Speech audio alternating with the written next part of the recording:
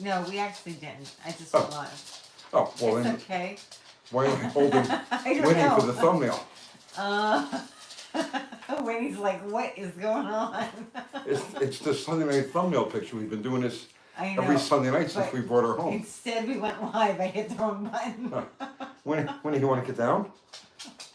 You wanna get Hello, down? everybody. Come on. Yeah, we didn't do a photo. That's fine. She wants to come back. All right. Oh, sorry. I scared her. It's Sunday night. Yay. Yay. All right. 2X says hello, Tony. Jeff, I saw the picture you sent to the dragster. Nice, very nice, man. Very nice work. Okay. Why do you have the engine so far out? Is there a reason for that? Because I noticed you've got a long tail transmission, but you've also got like a drive shaft in it too. Let's see, did I see your email? I did not see your email. What was the email for? I don't know. I didn't see it. I don't know. I don't know. Okay, who sent the email? Mexican Spec. Ah. How's it going, everyone? What's up, Duke's Garage? Hello, Maggie. Grumpy Stiltskin. Stray Bullet says hi, everybody. Good evening, Stray Bullet, and everybody. Let's see. Al Cook says, can you please explain how you calculate taper and out of round? You mean for solar bars? I guess. Oh, I mean, No, you didn't say. I've been doing it the same way since I'm like 14 years old. I use a ring, and I measure the gaps. So we've done, probably a dozen different videos on assembling bottom ends and pistons and rings and everything else. We've covered all that 100 times. So how are you doing, Tony? Good? I'm good. Tell me I'm good. What you did this week. Oh God, amazing things. You did amazing things. What did you do? Please. I cut up the wood in the backyard. Oh, that's very The old good fence. of I cut up the old fence. Uh-huh. So yeah, that's a big accomplishment. Yeah. For me. Uh-huh. It is a big accomplishment for you. And then I took a nap. Took a nap. I took a nap as well this week. Okay, here, John M. Do you have anything to do with the Cars Illustrated Facebook page? Zero. I knew that was coming. I have less than zero to do with the Cars Illustrated page, website, reprints, anything. Zero. I have zero. Paychecks. Paychecks. Nothing. Right. Yeah. Tony has nothing to do with it. My relationship with Cars Illustrated ended in 1988, I think it was. So yeah, anything post 1988, I have zero to do with. And honestly, I pretty much try to pretend it never happened to begin with. It's just the way it is. Yeah, I saw that they were posting a lot of stuff. Yeah. Yeah. I do know that they go out of the way to mention my name. They don't mention your name at Right. all. They try and hide the fact that you did it. Which is cute. It's pretty funny. Okay. So yeah, no, Tony, you have nothing to do with that. Yep. Let's see. Hello, Loud Pipe Saves Lives. Oh yeah, I'll send you the number. Okay. What's that? Mexican Spec tracking number. Oh, okay. Would you put the second Mission Impossible 318 in the mule to test it? Joe K wants to know. Okay, yeah. See, now I read through the comments today. Man, there was so much interest in that. So here's what these were my thoughts today as I'm working on the Belvedere actually today, and my thoughts were, because originally when he made that video yesterday, it was like, well, pop up on bottle rocket, the car's all sorted really for that kind of thing, so it would be easy. And then I says, wait a minute, I have a mule, right? So because the car's not done yet, so it's in my mind, it's like it doesn't exist at that, when I made that video. And I says, yes, I'll just do it and stick it in the mule. I'm debating on whether or not to do it with the 318. Because I think there may be too much crossover. So I'm debating about, I'm probably not going to do it at 318. I probably won't do it with a small block at all. I'm thinking about, the last thought that I had in my mind with this was to pick up a low compression 2-barrel 361 or 383 and do that same thing with that, because it's easy enough to identify the original power output of the engines we can go by the factory rating, and we can go by road tests of the day, figure the power to weight, calculate the original horsepower of those engines, and then do the same thing with the modified version of it. So I'm thinking about finding a low compression 2-barrel 361 or 383 and doing it that way and using the mule for it. So I mean, I like your input on this. You know, it's not supposed to be a Mopar build. I'm just using Mopars because I have Mopar stuff. So I need an alternator, I need a starter, I need some head bolts, I need whatever. I've already got the stuff. I don't have to go hunting for it. So that's why it's got to be. I have to do it on a Chrysler, but it's going to be as generic an engine as possible. And I don't want to use a 440 because, well, that's just a big block. But if I do something in the and there's no 2-barrel versions of a 440. So if I do it with a 361 3D3, it's a generic engine of a very common size. So the stuff that would apply to a 361 would apply to a 350 Chevy or 351 Ford, or or any engine really. So yeah, I want your thoughts on that. I definitely want your thoughts on that. Philip Reed sent you super chat. Thank you. Starting the endeavor of charging the head gaskets on the Mark V. Only problem is the entire exhaust is a nice hunk of rust, and aftermarket exhaust doesn't exist. Don't you hate that? So what's the problem now? I don't know. Okay, so generally speaking, and this is a habit that I've had that goes back to when I was a teenager, okay? And I still do it to this day. I find that trying to undo exhaust generally leads to more trouble than it's worth. And so whenever even remotely possible, I always unbolt the manifolds or just the manifolds, the exhaust from the engine, and I work it that way. So rather than trying to unbolt from underneath the car, I just did it on the XJ. I would much rather deal with just taking the extra bolts out between, from the exhaust to the head, than deal with the exhaust or the manifold to the rest of the exhaust. So if that's what you're asking, that's what I would do. I wouldn't bother messing with the rusty exhaust. I would just unbolt it from the head and take it off that way. Let's see.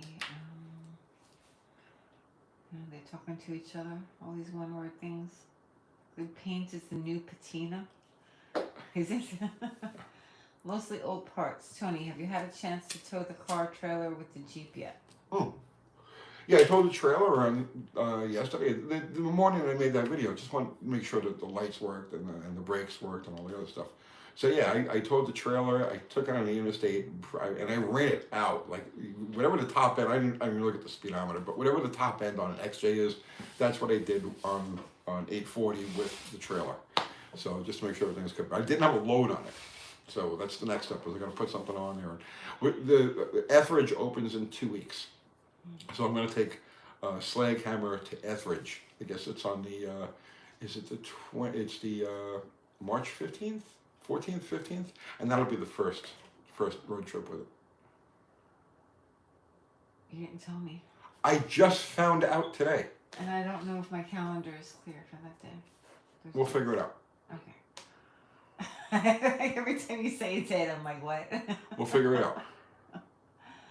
Super Satellite Garage says hello. Hello, Super Satellite. Okay. The formula. I was dropping a distributor in my GFS 92 Cheyenne 4.3 and it had 2 marks on the balancer. I have no idea why. Laugh out loud. I don't know either. You don't know either? No. I would pop the number one spark plug out, roll it to top dead center, and see which mark is the one that lines up with the timing marks on the engine. Okay. My 1974 Trans Am does 140 miles per hour in second gear and 200 plus in third, Dakota says. Careful you don't burn the paint off the hood. Yeah. You get to a certain speed and it just, you'll just burn the paint off. Did you get rid of the wrecker and box truck? Haven't seen it at the new shop. Yes, the wreck. I have the wrecker. I'm not getting rid of that. I need that because that's my way of moving engines and stuff like that. Wait, how do they know where the new shop is? Oh, by the video. Oh, in the watching video. Oh, I thought you meant they went Yeah. there. The box truck I got rid of several months ago. Yeah. It just became redundant. Once we started with the XJs, and the combination of the XJ and the trailer, it kind of made the box truck redundant. Tony, you look tired, bro. Take a nap in the rocking chair. I am tired. It's been a day. Tony, have you had a forklift? Today? I don't know. No, I had Mexican. What did you have? I went to that Mexican buffet. Oh yeah, you that no. Yeah, they have green meat. What's up, Dr. Art? Dr. Art! See, if you can't make it to Etheridge, Dr. Art will come with me. Oh. And he'll show me everything I've done wrong. Yeah? Yep. Okay. Yeah, Mexican buffet, right? I don't know why you call it that. It's so weird. It's buffet. The video is Robert Murphy says, yeah, okay, that's good. What did he say? No, because when he said, did you get rid of those trucks? I haven't seen them at your shop. I was like, why is he at the shop? That's why I'm tired too. My brain is Yes, the working. Belvedere is there. It's outside. I'll be working on it outside because I don't want to make a mess. Mm. The biggest problem I had with the old place was we did several cars where there was grinding and sanding and painting and craziness going on, and the filth just became too much. I'm not going to do that with this place. Shop dirty. Right, so I'm going to work on the Belvedere outside and then just bring it in when I'm ready to plug the engine and trans into it. Let's see. Shoehorn Jackson says, Tony, I saw a podcast where the engineer said when he took off 1/2000s from the cam, it was looser and behaved like it had more horsepower.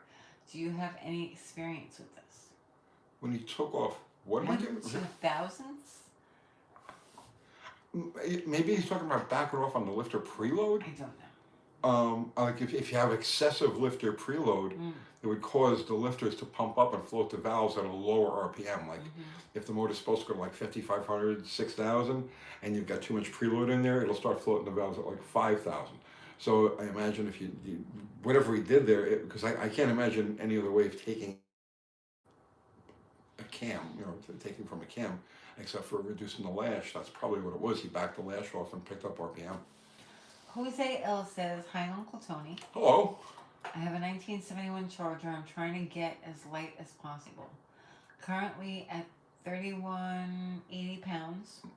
That's pretty light for it. 3,180 pounds. Completely gutted. Where else can I find weight? 440 aluminum heads, fiberglass hood. I mean, you're pretty light for a late B-body, man. Where can you find weight? I mean, you've got the door guard bars that are like, I think they're 15 pounds each in each of the doors. I don't know if yours goes out here ready or not. There's like 5 pounds, 6 pounds behind the driver's side back wheel. There's an evap tank and the brackets and everything that go with that. You can pull out, get a couple of pounds. Geez, I don't know. You just got to be creative. You just got to go around the car and say, this applies to any car. It applies to any car. You go around the car and you say, does this have to come for the ride? Or is this important for a part that has to come along for the ride, right? So in other words, like, you get the stuff that you need to actually go, right? And then you have the stuff that supports the stuff you need to go. And if it doesn't fit into those two categories, get rid of it. And then, I have a Dodge Omni GLH and love it. You ever driven one of these? Yes, we almost bought one. My 5-liter Mustang would have been a GLH-S. When I was out car shopping, this is back in 1987, and I picked up that 5-liter LX. My first choice was a GLH-S, and I'm one of those impulsive people. See, I was driving home. There's no exaggeration, okay? I was driving home from the office. I think I was driving a 70 Roadrunner, and I was driving home from the office, Cars Illustrated, and I just got the bug as I was driving home, and I says, I want a new car. And well, it had to do with the fact that we had a baby too. Well, yeah, I was leaning towards that because of a baby. But the point is, when the morning that I bought the car, it wasn't in my mind to go buy a car.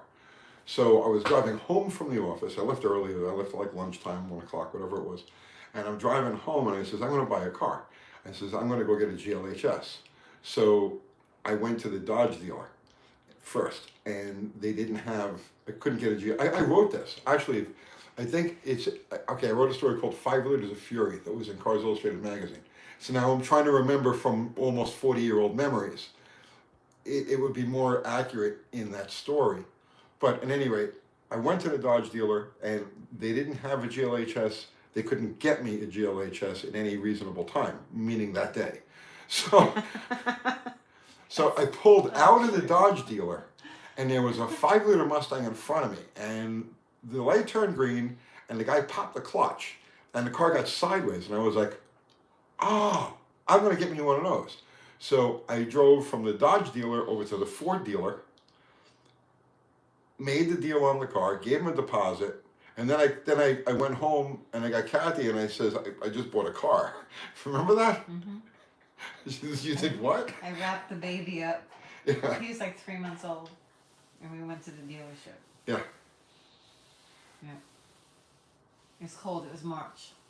Yeah, I think so. And then the car came in like Crappy. the last week of April, I think it was.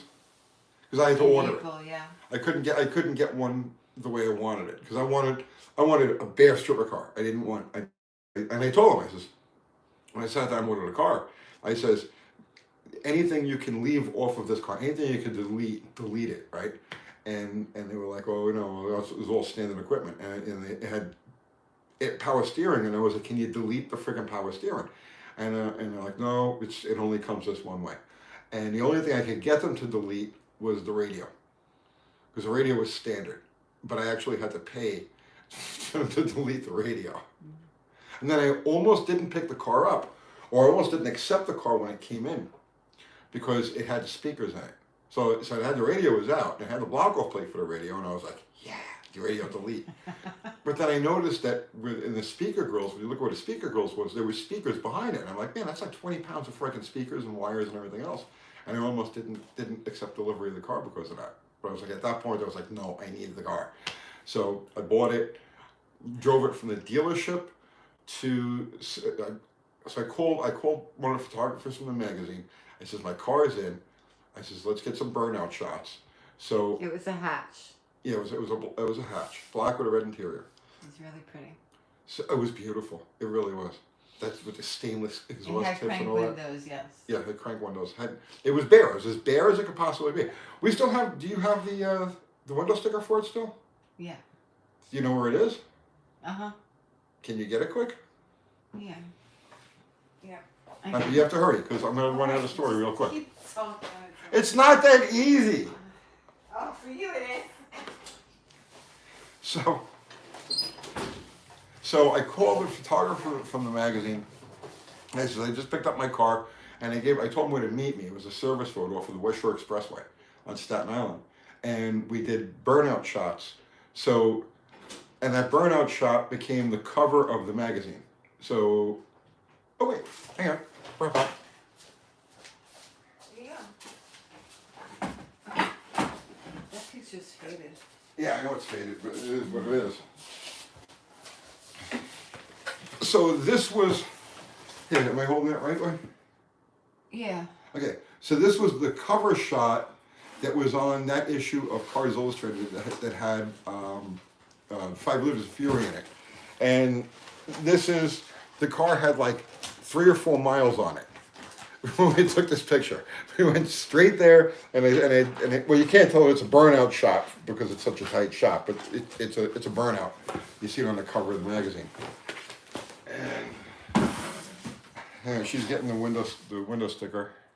She saves all kinds of stuff. I don't save anything. Save all kinds of stuff. You saved the window sticker from a 40-year-old. That was my card. Kathy DeFeo. Hurry up! I've run out of things to talk about. What? Oh my gosh! Always rushing me. Here. Oh, okay. Do you want it in the plastic? Do you want me to take it Can you take it out of the plastic? out of the plastic? Hang on. Yeah, okay. Here. So that was the window sticker for Can you see it? You can put it down a little bit.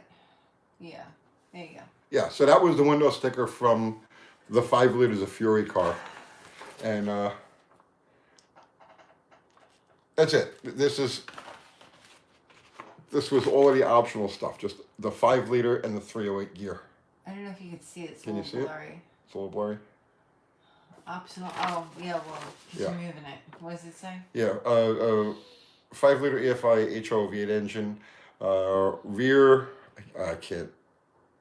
Oh, the rear defogger, which is a mandatory option in New York. And then AM/FM electric stereo delete. Oh, okay, it was a credit. I got a credit of $206. Oh, nice. Yeah.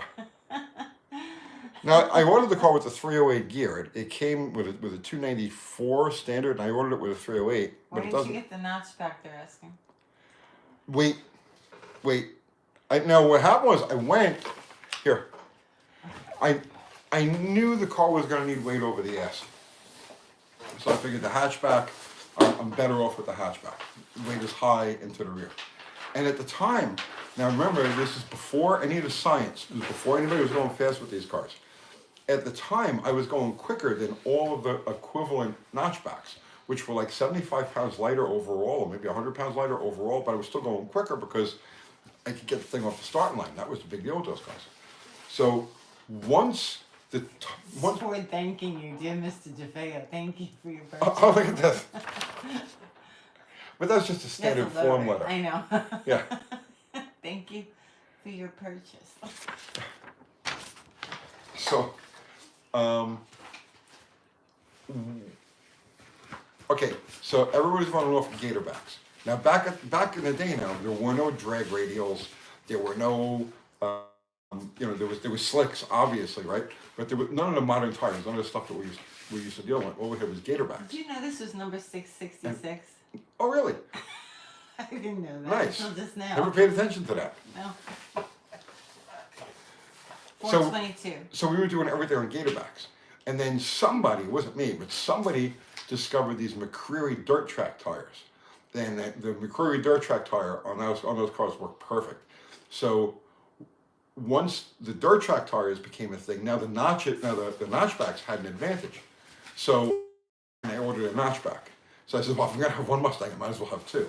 So I ordered a black notchback with a red interior. And that was only about 4 months after we got the first one, right?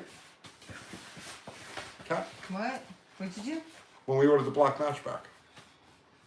I don't remember that. Yeah, I gave him like $1,000 deposit. I ordered the car. You did? And then between the time that I made the deposit and ordered the car and the time that it was delivered, I decided that I didn't want to do any of this stuff anymore, and I wanted to go play with nitro cars. This And says so I the never thing has picked a the car gray up. interior. What's But that? That's not true. They wrote this up with a gray interior, but it was a red interior. Oh yeah, there's the order form. And you see Put he it wrote lower. 308, specified 308 there. $10,063. Yeah, Nice. yeah. He said it was the barest order form he ever filled out, and it was the cheapest Mustang he had sold that year. March 6th. That's coming up soon, Tony. Yeah. March, so it was what, 36 years ago? 37 years ago. Oh my God, time flies. You're so old. It's 37 years ago this week. Is the car still around? No. All right, so she gets a, see, I just don't answer anything to anybody. She gets a message from a guy who is in, where was he? On the West Coast someplace? Oh, I don't know where he is. Maybe. The guy was a collector, right? No, he works for, they put cars up at Barrett Jackson and all of that. That's what they do. Oh, They okay. sell cars at Barrett Jackson. Okay. So he wanted to put that car together. He wanted to know if we knew what happened with the car. So, I have everything. I know you do. This is ridiculous.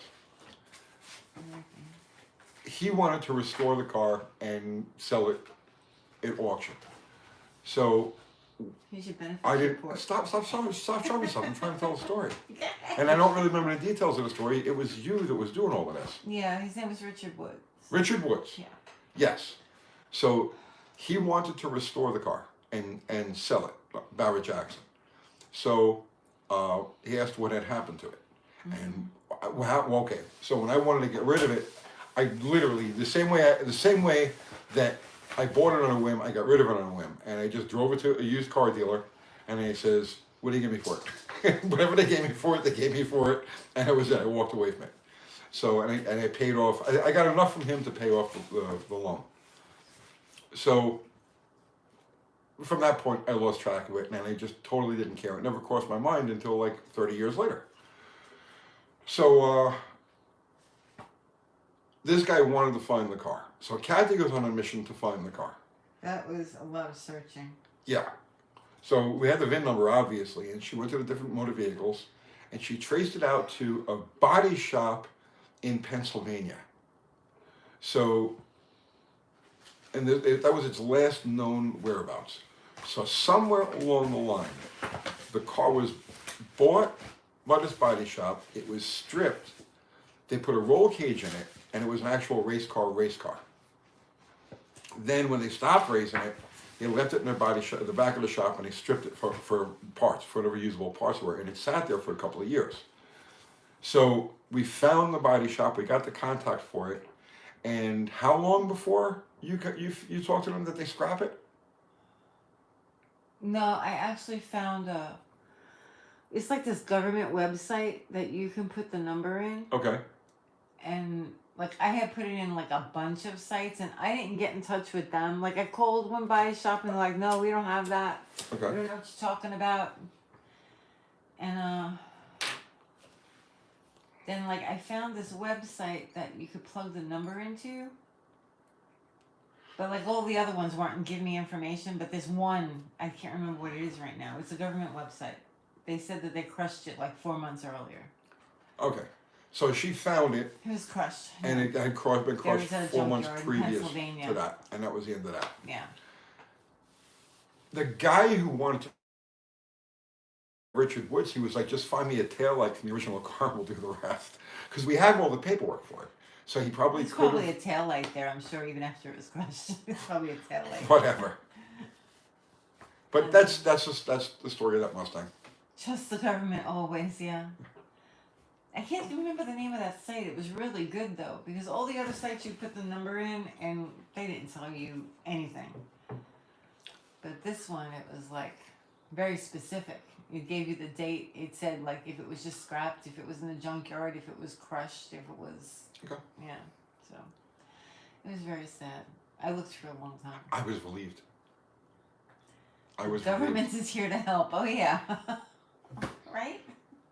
Honestly, like when she talked, because I was on the fence about it because I really didn't want to like go back and relive stuff from 150 years ago. I'd like to try to stay in the present. So I was a little, I was on the fence with it. Do I want to get involved in this? Do I want to be like, and I was like, no, yes, no. And when she told me that the car was scrapped, I was like, okay, great. No, crushed. Crushed, whatever it was, crushed, scrapped, whatever it was. Yeah. I was relieved. I was, goodbye. You're in the rearview mirror, bye. Well, I mean, I guess in a way it's good that nobody else has it either. You know what I'm saying? I could care less. Yeah. I could care less. That's my luck after I would track it down, yeah. No, I spent a few months trying to track. I probably started looking for the car when they were crushing it. Yeah. Well, there is one car that still was, two cars that are still out there. So if you look into 5-liter Mustang lore, okay, do like an internet search. Most people credit these three cars as being the beginning of the 5-liter Mustang movement, and it was my car, Steve Collison's car, me and Mr. Mustang, and Neil Van Opry's car. So about 4 years ago, we found Steve Collison's car, me and Mr. Mustang, and that's in Jersey. And the guy wants to restore it. It's rough. But we did a video on it. Yeah. A long time ago now, right? We did a video on it. So I know that car exists, and Neil Van Opry's car exists. Mm-hmm. So Neil bought his car about 2 months before I got mine. And Neil Van Opre's car was the one that most, okay, so we've focused on my car I only had it for the 1 year, and we focused on my car as like the stock car. Like, what can you do with the stock car? Not changing anything else. And I ended up going 1343 at 101 miles an hour with a completely stock car. Okay, like in other words, like it had the cats, it had the stock gear, it didn't have the underdrive pulleys. It had zero aftermarket parts. My car was run. I picked it up from the factory, but I tweaked it. I just worked with what was there, and I got 1343s out of it. Neil's car was the one of the Cars Illustrated magazine cars that the modifications were done to. So he got the R4 exhaust, he got the processor, the E4 processor, whatever the Ford name was for it. He had 373 gears. He had the underdrive pulleys, like whatever trick there was for a 5-liter Mustang was in Neil's car, and that's the car that kept going and formed like the foundation of Muscle Mustangs and Fast Fords, because Cars Illustrated magazine became Muscle Mustangs and Fast Fords. And it was the people following the modifications on Neil's car that created the nucleus for that magazine. And then competing against us was Steve Collison with Mean Mr. Mustang. So those two cars still exist. Neither of them are restored. I know where both of them are. I know the condition of both of them. They're both really rough. But they both do exist, and those are two extremely valuable cars. They have extreme historic significance. Yours have been valuable too. Yeah, mine would have been more valuable than the other two because it was the first to do all of those things. But mine is gone. Yay, mine! So I'm good with that. I offered Neil to take his car up here and take his car down here, I should say, and start at least on a mechanical restoration of it. But he hasn't done anything with it. He's happy to just let it sit. I don't know if he's happy to let it sit. It's just I don't know what he's doing with it. Those cars need to be restored, yeah. Andy from Unity Motorsports Garage. What's going on, Andy? I would really like to see me Mr. Mustang back out there. I would like to make one more pass with me Mr. So I made a couple of runs with me Mr. Mustang. Steve and I, at the time, before we became friends, we were frenemies, okay? We were competing to different magazines. And we would always be at the same track. We would always be trying to one-up each other. We raced each other countless friggin' times. And I made some wisecrack remark to him in the staging lanes. He says, okay, well, if you think you could do better than me, then go ahead. So he says, the keys are in it. So I says, all right. So this was at Atco. And I made one run with this car. I broke my thumb in it, shifting second and third, because I had the long shifter. So power shifting for me was pretty, okay, it was different, right? So when I got it was a long throw. So when I got in his car with the short throw, when I threw second to third, my hand went off the top of the shifter and my thumb hit the dashboard and I broke my thumb. And I put two wheels, the two passenger side wheels, I put them in the grass, okay? But I never lifted and I never shifted. And I drove through in the third gear and I went quicker and faster than he had ever gone. I'd never seen somebody so pissed in my life. My thumb was back like this. I didn't care. It didn't matter. I beat Steve in his own car. So, and then I made a couple other runs with it, but they weren't nearly as spectacular or successful. But that is one car. Like if I could go back and say, well, I'd like to drive one car one more time, before I drop dead, I would love to take a fucking lap in me, Mr. Mustang. Robert Rear says, could have auctioned the Mustang as the Black Ghost of Staten Island and made a fortune. It was the Black Ghost of Staten Island. I'm just saying, it was the Black Ghost of Staten Island. That thing took out a lot of cars that you never would have suspected. Let's see. Me, Mr. Mustang sleeps in his shop. He never stops. He's a go-getter. Yeah. Let's see. I have 373 gears in my 8.8. Let's see. Yes. Man, there was a lot of talk about Mustangs. It was. You still have the brochure. You want to flip through it? No, definitely not. From that day, and we got the brochure. Have you driven a Ford lately? Yeah. Let's see. Tony, did you ever own a 71 or 72 Satellite Roadrunner or GTX? Several, yeah. My favorite car of all time. I've said it 1,000 times. So people always ask, well, what car do you regret getting rid of? And it was my 72 Roadrunner 400 4-speed. That car, I have regretted getting rid of that car since the day I got rid of it. So. What year was the Mustang, Tony? 87. 87. Let's see. Good evening to the DeFeos and UTG Nation. Good evening, Wayne Buzzle. Good evening. Let's see. A bunch of us old timers followed your 5.0 religiously, Tony. Bob M. It was a great time. I tell you, it was a great time. It was like a club, right? It was like before it really got mainstream, because between Englishtown and Atco, I think there was Nitrous Pete, Mazinski, there was there was Racing Jason. Who was the old guy? He's a kid by my standards now, but he was an old guy then. It was a convertible. He's an old guy then. I don't know. Storm and Norman Gray. Storm and Norman Gray. Bob Cuomo says, I would like to find Lee Rudder's Mustang. Lee Rudder was another one, yeah. And didn't they have a Capri also? I think they had a Capri. Somebody had a Capri. I know I'm going to leave people out of there. We knew this guy. He was a chef. We used to call him the Chef of the Future. I remember him. You remember him, the chef? Yeah, I remember him. I can't think of his name. Yeah. I can see what he looks like. I can picture him. Yep. He was in a story, though, too, in one of the magazines. Was he? He had a chef hat on. Yeah. He's in one of the magazines, in Probably. one of the stories, and he's wearing his chef hat. Probably. I don't remember which story it was. Probably. But it was fun because all of it, these people who all became like household names in the 5-liter Mustang thing.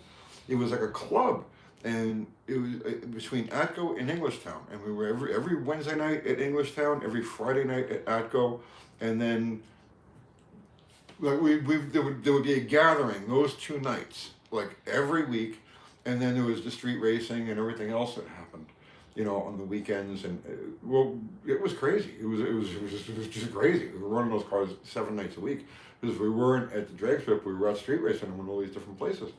So it was fun. It started to become less fun when it became more official. You know what I mean? When it like before it was NMCA and all the other stuff, right?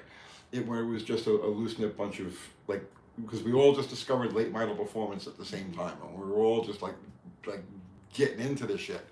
And that's when it was really fun. And then it started to become more of a it just became official. When it became official, it didn't have that same feel.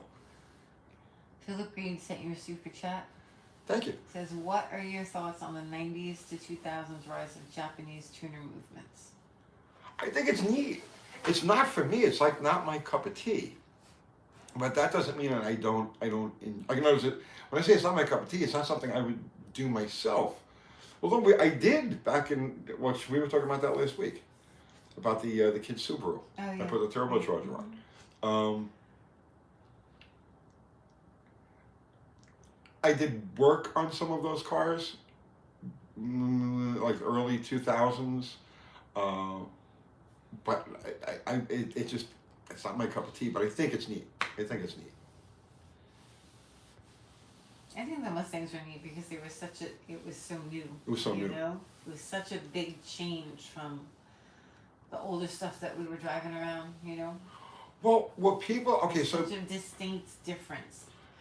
Perspective is everything. Right. Okay, so you have to go back to that period of time, 1987, right? It was dismal. Yeah, it was dismal. It was sad, actually. But there was no internet, right? There were no clubs or organizations or groups or anything like that. There were no newsletters. There was the only thing that came through was what was in the magazines. That's all anybody knew. So it was much more the Wild West, and like I remember the phone ringing like in the middle of the night, and it would be a normal thing for the phone to ring in the middle of the night, and it was just like, I just raced this guy and found that if you do this and you do that, it'll do that. Oh wow, really? And then you get up and you get dressed, you go out to your car, and you're like, I gotta try this, right? It was Cable stuff. was brand new. Remember we had to wait for cable in our neighborhood? Yeah. We're Cable like, was when are they brand. putting cable in our neighborhood? Yeah, exactly. It was a whole different era that you guys today, who didn't We experience actually it. had friendships. It was nice. Yeah. The only way we could really communicate if it wasn't on the phone is we had to be together. So you had to talk to people. Yeah, exactly. So perspective is different. Like the things that you take for granted today, and it's like, oh, that's no big deal. People do that shit all the time. Mm-hmm. No, back then it wasn't. You didn't have this instant communication. If somebody on the West Coast did something with one of their cars and he didn't have a direct communication like through the pipeline, you wouldn't know about it until it came out in a magazine 3 months after the fact.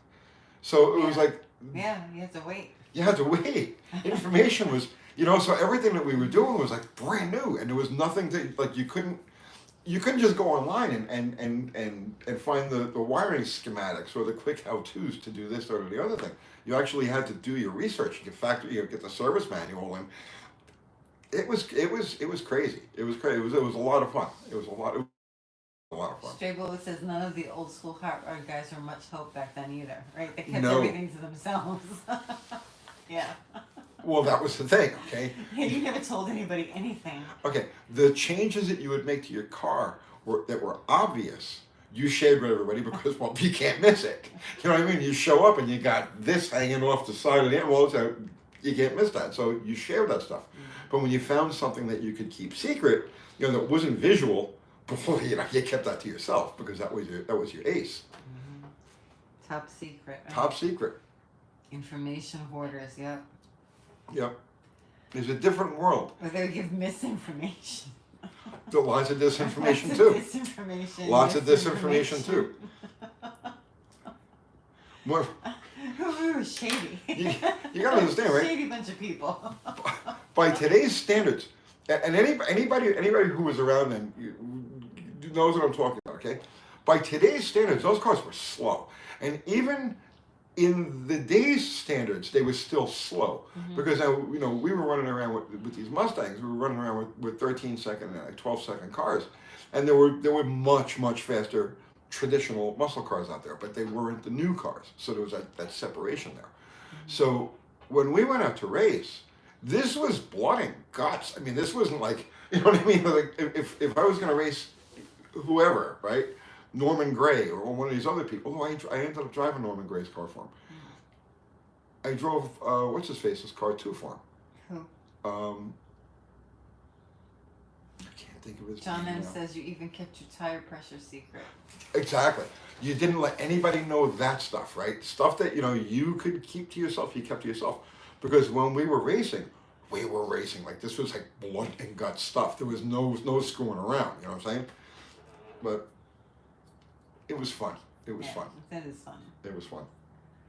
The competition was real. Yeah.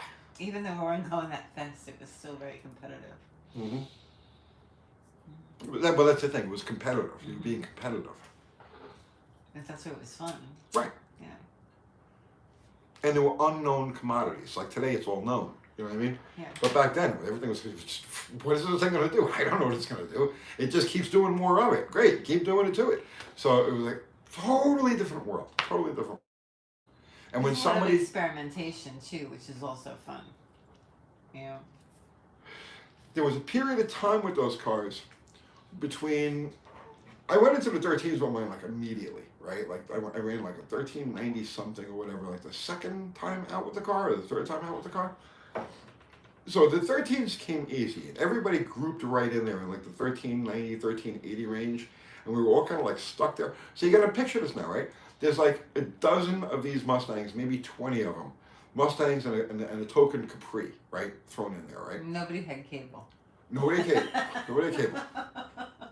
So there were maybe a dozen to 20 of these cars that kind of did the circuit, okay? Did this northeastern circuit, okay? It was unofficial, completely unofficial. Most of it was street racing. And there was like maybe 20 of them, right? And everybody was clustered in the 1390, 1380 range, right? And then we started to crack into the 70s. And then once we started to crack into the 70s, it was a big deal.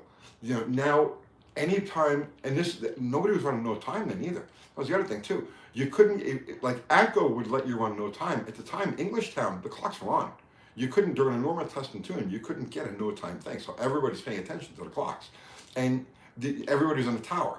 So even if you did get, like Atco, they'd run no time, but there was nobody restricting access to the tower. So there was always a mole in the tower watching the, you know what I mean? Like somebody's girlfriend would go up in the tower, you know, and just hang around, hey, what are you guys doing up here? And she'd be watching as the cars run and remember what each number was, right?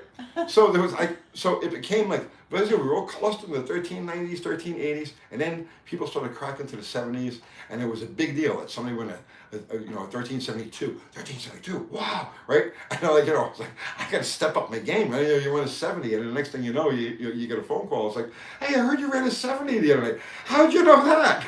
Right? No, I was never a mole. No, she wasn't a mole, but they had moles. You had to be there, and it only lasted for a very short period of time. It was like the summer of 1987, the summer and the fall of 1987. The last passes I made with that car were at the right before the points meet, and that kills me. I won't even get into that. But I ran at Atco. I ran back-to-back 1343s at 101 miles an hour, and it was completely stock. So in other words, you could take my car. I had no sway bars on it, right? But you could take my car and bring it to the dealership and park it in the middle of the showroom, and nobody would ever know that it was anything but a completely stock Mustang. So I'm not exaggerating. You could have pulled it into the service department and had them do a service on the car, okay? And they would never know that it was a drag car, right? That's how stock my car was. And as I ended up going 1343 at 101 miles an hour, back to back, right? Back to back, exact ETs, and then that was it. The points meet at Atco was the following week, okay? And I had gone, like I said, to 1343s, and I wanted to go for the IHRA iPure stock record. And I didn't make it because I was sick. Steve Collison made it. He got the record. Billy Meyer bought the IHRA, and then eliminated the classes. He made it a bracket race only format. And so stock, super stock, all these other classes were gone. It was just bracket racing and the nitro cars and the alcohol cars. So that was the end of that. And then I got rid of the car maybe a month after that.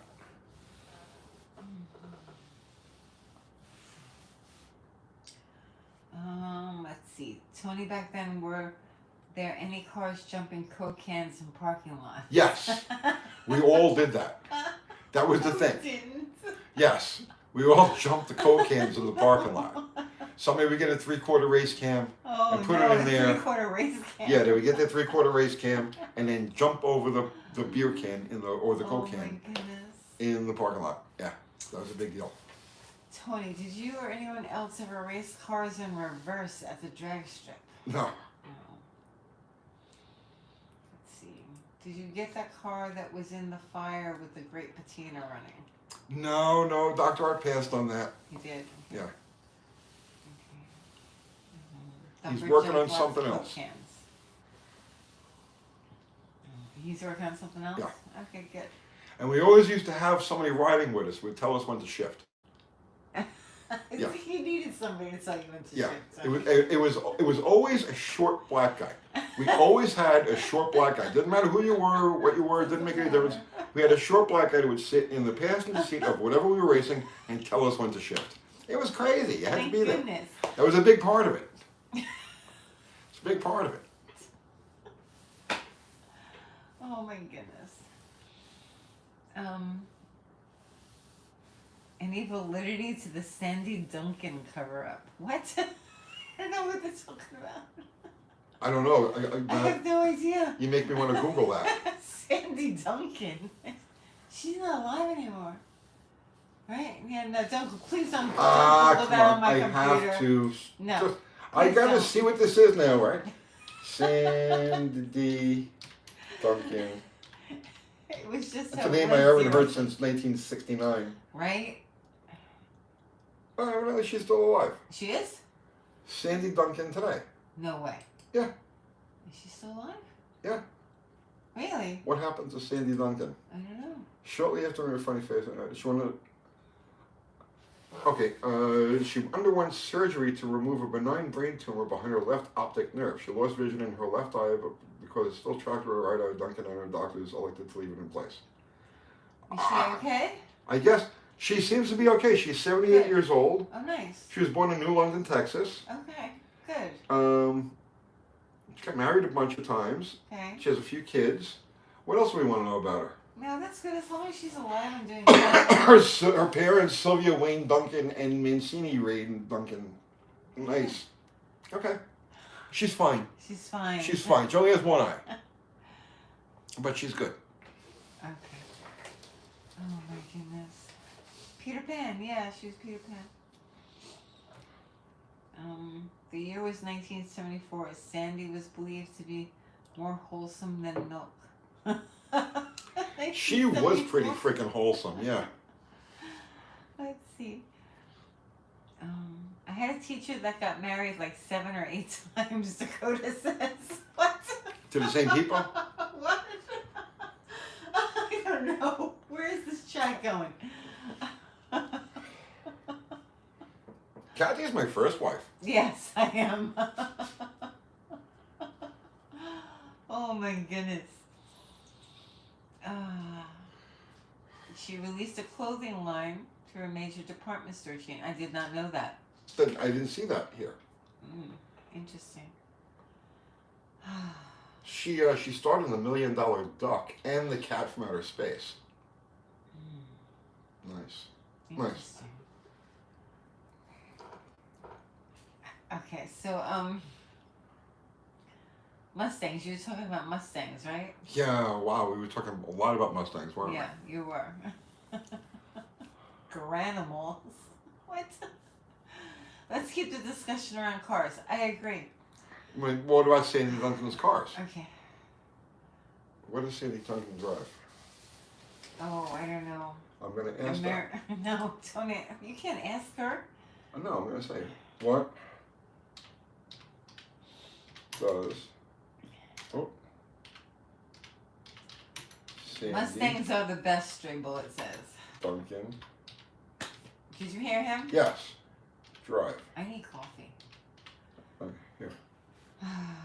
Gidget. That was almost Winnie's name. I wanted to name her Gidget. They're just talking about a brain tumor. Yeah. Yeah. The Googling Live. Yes, Tony's Googling Live.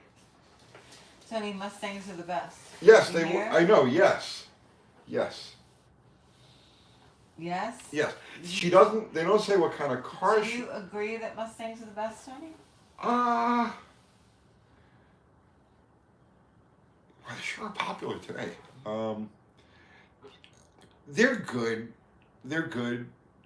I don't know. I mean, I gravitated back towards Mopars. So, yeah, as good as they are, I still prefer the older Chryslers. Do you? Yes. Excuse me. You okay? Yes. You a little gassy? I had Mexican. It's okay. We're just live in front of 432 people. No. Hi all.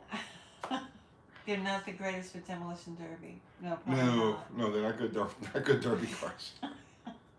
Who wants to do that anyway? Demolition derby. Mexican Spec says, hey, that's not my fault. That you're gassy?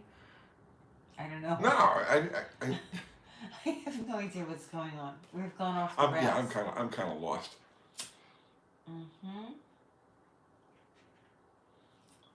Do you have issues with David Vizard? They're asking if we have issues with David Vizard. Please clear that up. No, I don't have any issues with David. David, I have a lot of respect for David. David has a lot of history, and he's a genuinely nice guy. He's fickle, you know, and that comes with his age. You know what I mean? I mean that he's very old. He's very old. What? Kathy's making faces. I'm not saying anything that isn't blatantly obvious, okay? Right, okay. The man has had a lot of miles under his belt. A lot of very interesting and revolutionary and innovative, brilliant miles under his belt. A lot of them. You see what I'm saying? A lot of them. So no, I have absolutely no animosity towards him at all. Okay. Well, there you go. Craig Davis says, Tony, I'm picking up a 95 XJ tomorrow. It's a driver/project to replace my stolen Honda. Looking forward to messing with it. Excellent, excellent. Jamie from Dead Dodge Garage, who actually should be on live right now. Did Jamie show up at all tonight? Oh, I don't know. He could have. I don't know. Yeah. So I didn't see him. yeah, he does a live opposite ours. So if you get when you get bored over here, go over to Jamie's place. Jamie sent me a picture. So he got an XJ. I guess it was maybe a month or two ago, and then he just scored another one. So now he's got two XJs, and so he's got a red one and a green one. So yeah, they're addictive, bro. They're addictive. The white one I've been driving every day now for the last I don't know when did I do the video? I need an XJ to drive. Do you always have an XJ to drive? No, we have three of the there's freaking only one things. here though. The rest are at the shop. And then you I know. one- But then I have the Swinger, but I can't put one in. But I had been taking the Swinger, and since I'm trying to put miles on this one to make sure that all the little bugs are worked out. XJ available. Tomorrow I'll bring the red one back and I'll take the Swinger. Okay, thank you. Yeah, actually I want to switch over to the Charger soon. Yeah. Okay. Yeah, it's spring, so now. Yeah. Yeah. It burns a lot of gas, so. Just going to it from the shop. Let's see. Lee Noonan says, UTG, what would cause a tachometer to vibrate at startup and idle? Vibrate?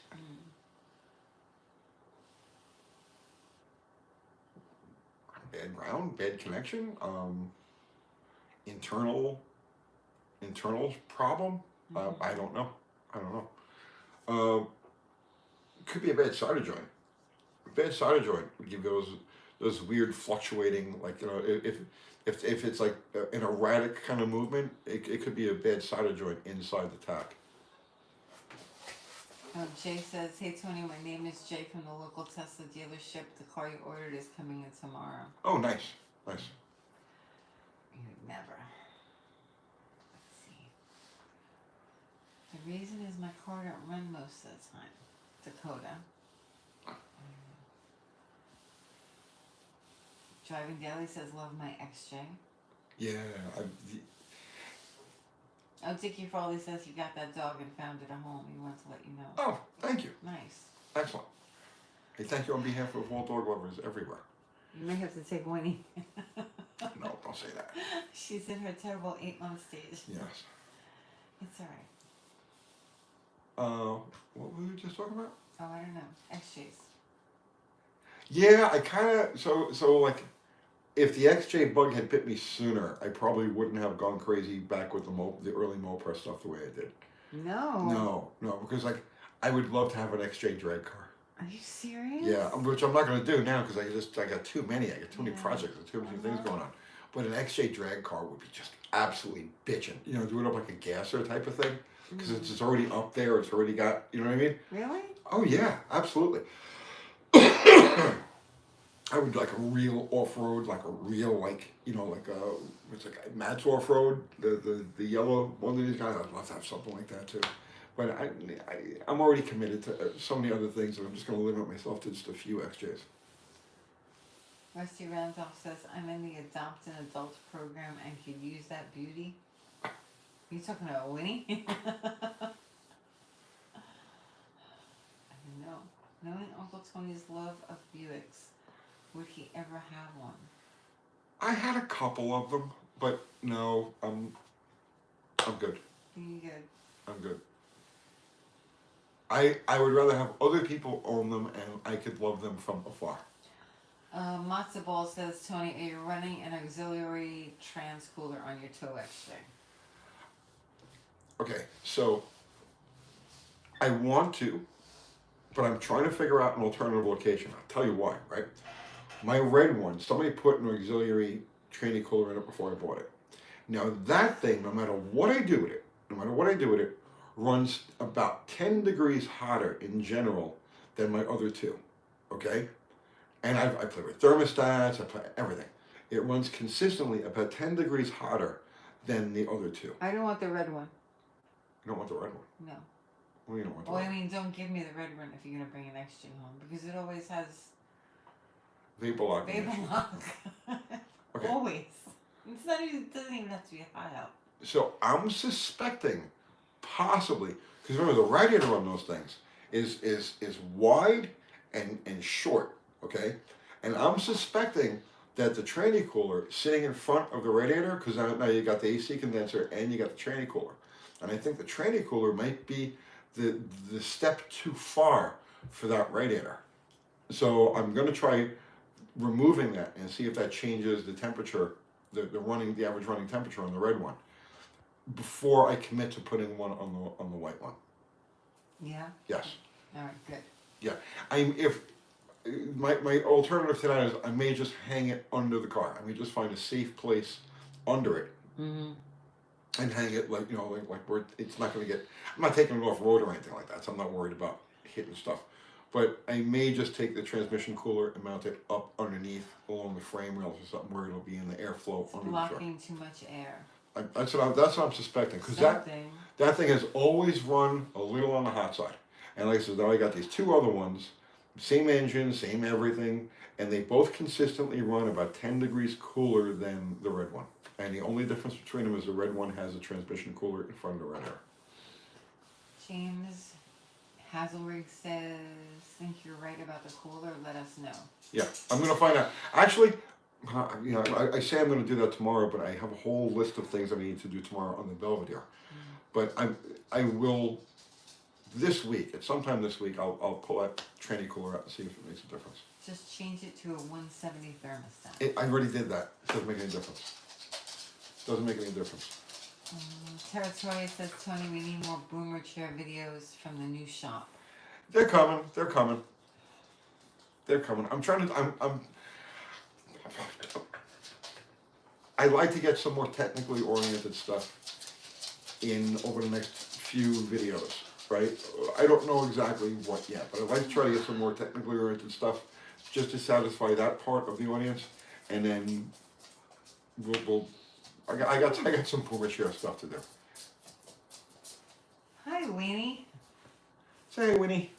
You can't see her. Oh. Say hi. Hello. Hello. You being a good girl? Okay. Who's my good girl?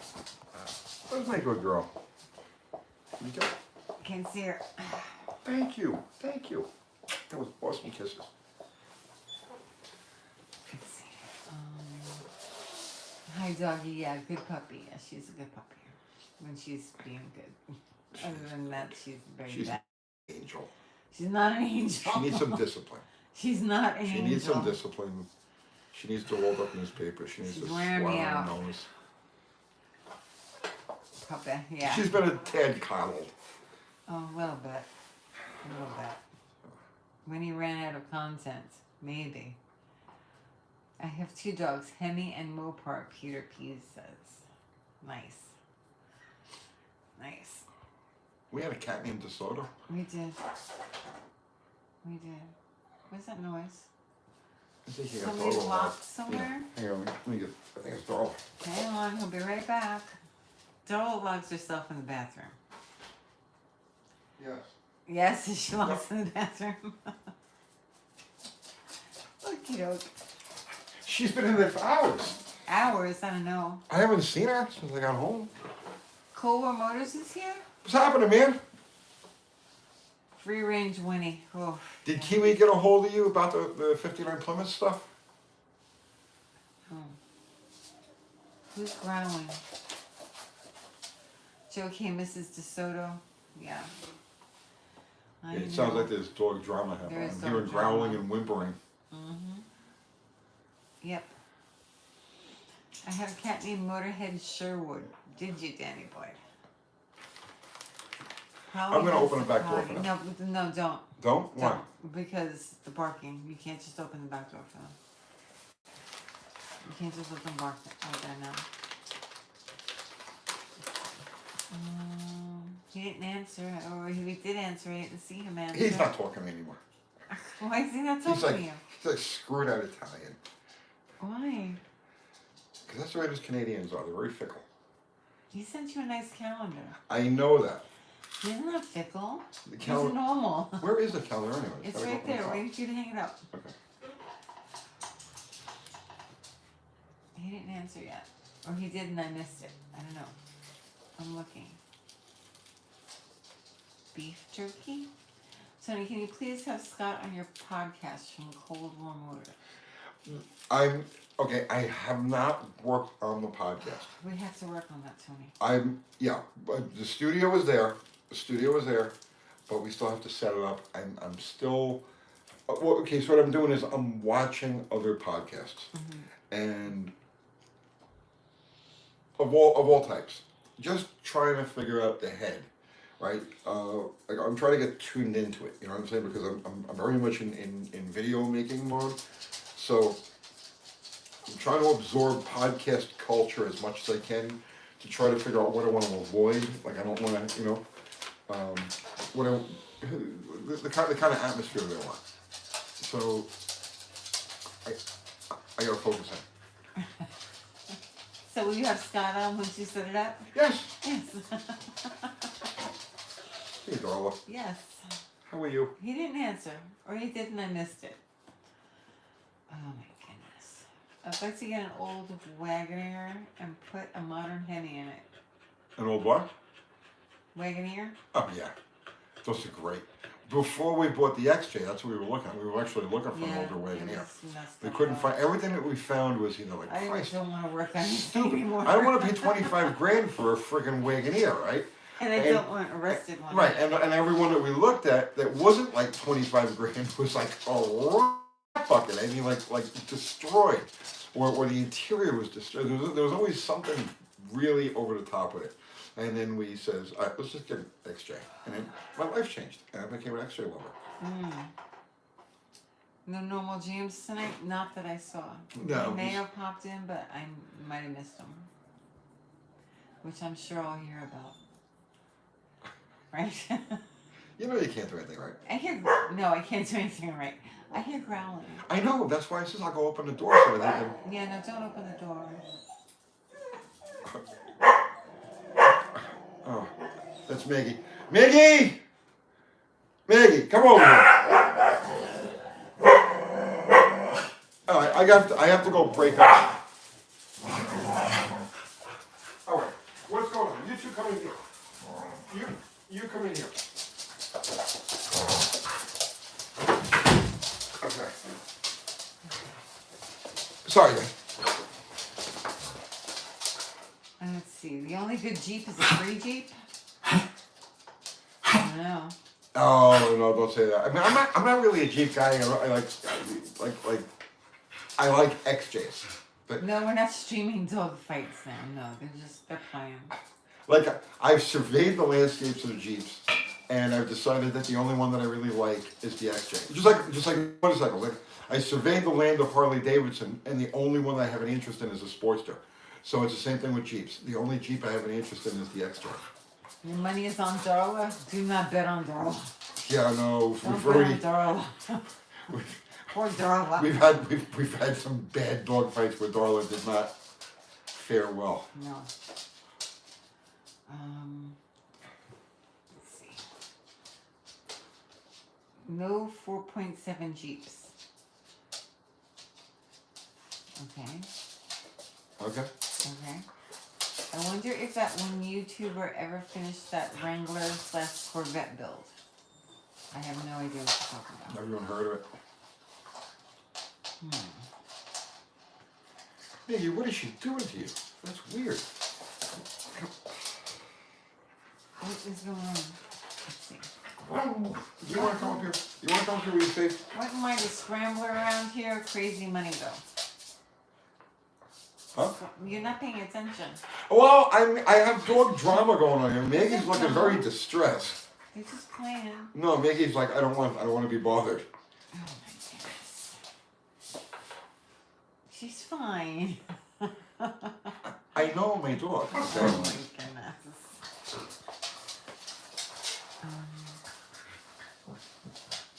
Vicky Farley, I'm the same with motorcycles, even though I'm more of a car person. I absolutely love Harleys, but I'm just through and through a Sportster person. That's it, exactly. Actually, you know, it's funny, because yesterday I was on my way from the shop to the house, and I knew they were having a swap meet over at the local Harley dealer. So I said, well, let me just swing through there, because I'm looking for a couple of trinkets for my my Roadster. And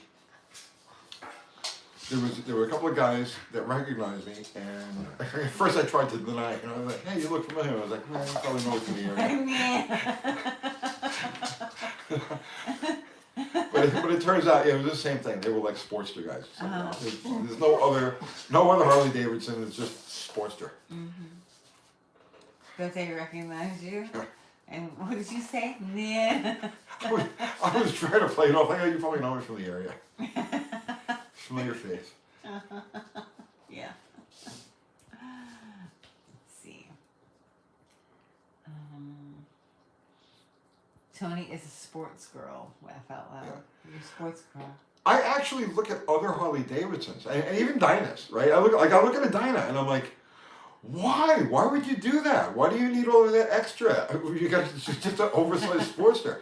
And then I look at like the bigger stuff. I don't even know what the hell you call these things, right? They're just, you know, the road sea glide big fat thing, right? Whatever the hell you call them. I don't even know what the hell you call them, right? It looks like a big lamp, like a big chair. What the hell do you do with that? You know what I mean? And then I look at the Sportster and I'm like, oh, that's so beautiful. You know, and they really are beautiful. They're called dressers, sir. Yes, they are called dressers, aren't they?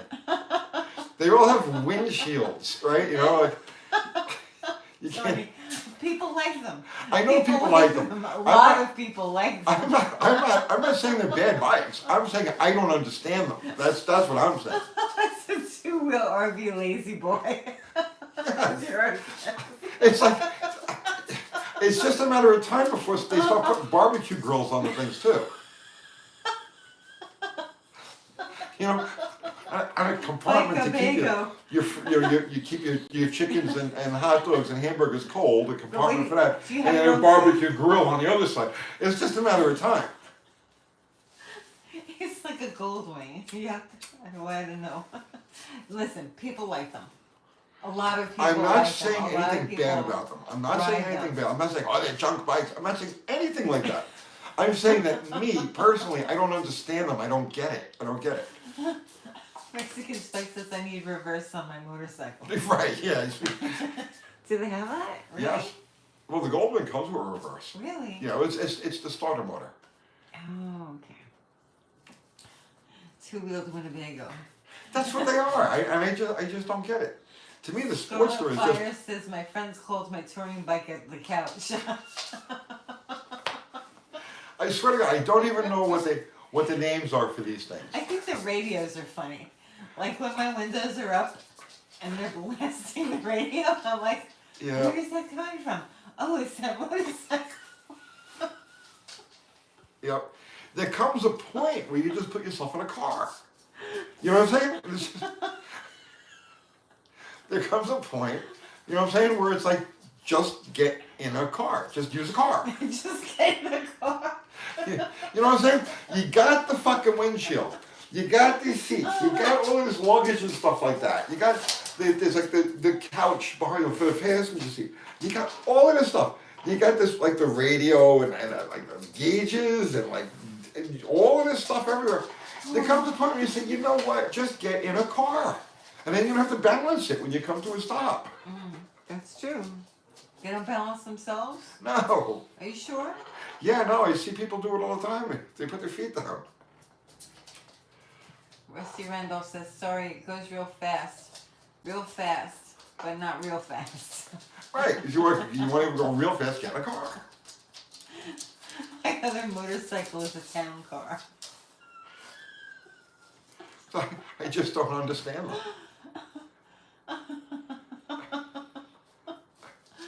Oh, okay, KJ. Hi, this is, are you guys in Tennessee going to see the full solar eclipse in April? Less chance for us boomers. Is it? Oh, I don't know. I'm not a boomer. Yeah, I am. Tony's barely a boomer. I'm born in '62. The cutoff here is '64, so I'm like right on the edge of boomer.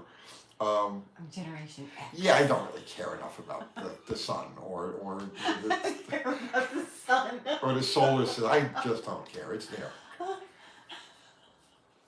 I guess that's a no. Yeah. Is We're it raining? usually too busy to pay attention to. Right. Is it the raining? signs That's as far as I go, as far as like really caring about what's happening in the world. I'm beyond what I do.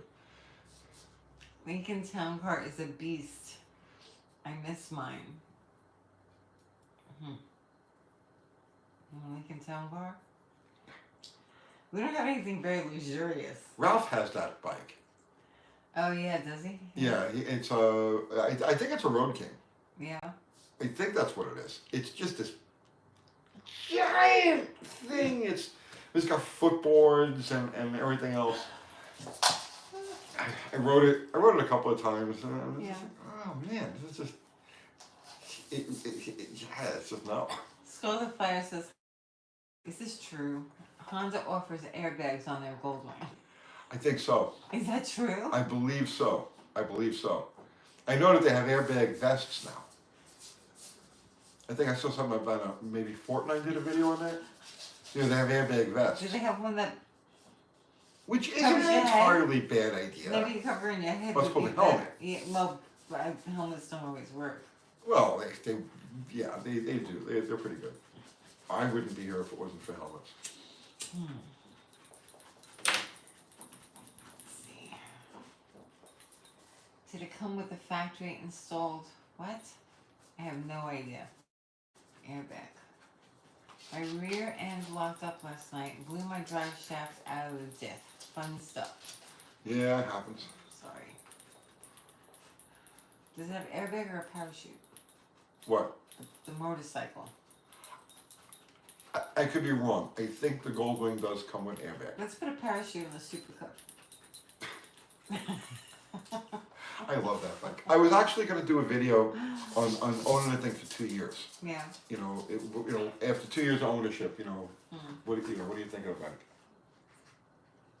So I have the two Harleys. I got the 92 Sportsters. I got the 99 and the 02, and I have the Super Cup.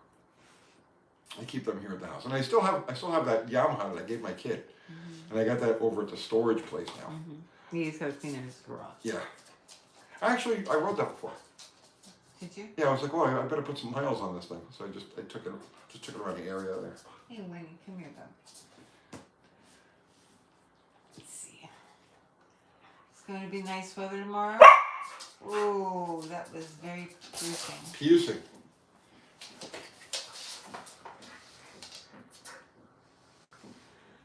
Let's see. The Goldwing pioneered the concept of a motorcycle airbag, and the 2023 Goldwing continues to lead the way. Available on our Tour Airbag DCT model. Interesting. I mean, why not? If you're going to have everything else that a car has, you might as well have an airbag too. Stop it. Stop Now, the older wings, I think, are kind of neat. They're not, again, see, not my cup of tea. The older wings, like the first Interstates, right? I think those are kind of neat. And there's a cult now of these guys, and I think it's really cool. There's a dirt bike Goldwing cult, right? So these guys, they put knobbies on their freaking Goldwings and go out into the woods with them, which I think is supremely cool. If I found a cheap Goldwing, I would buy it and do exactly that, because that looks like it's a lot of fun. Mexican Spec says, how does an airbag help on a bike? Usually you're thrown off if you are lucky. Not when you've got this whole fairing and everything in front of you. You're not getting thrown off, you're getting smashed into it.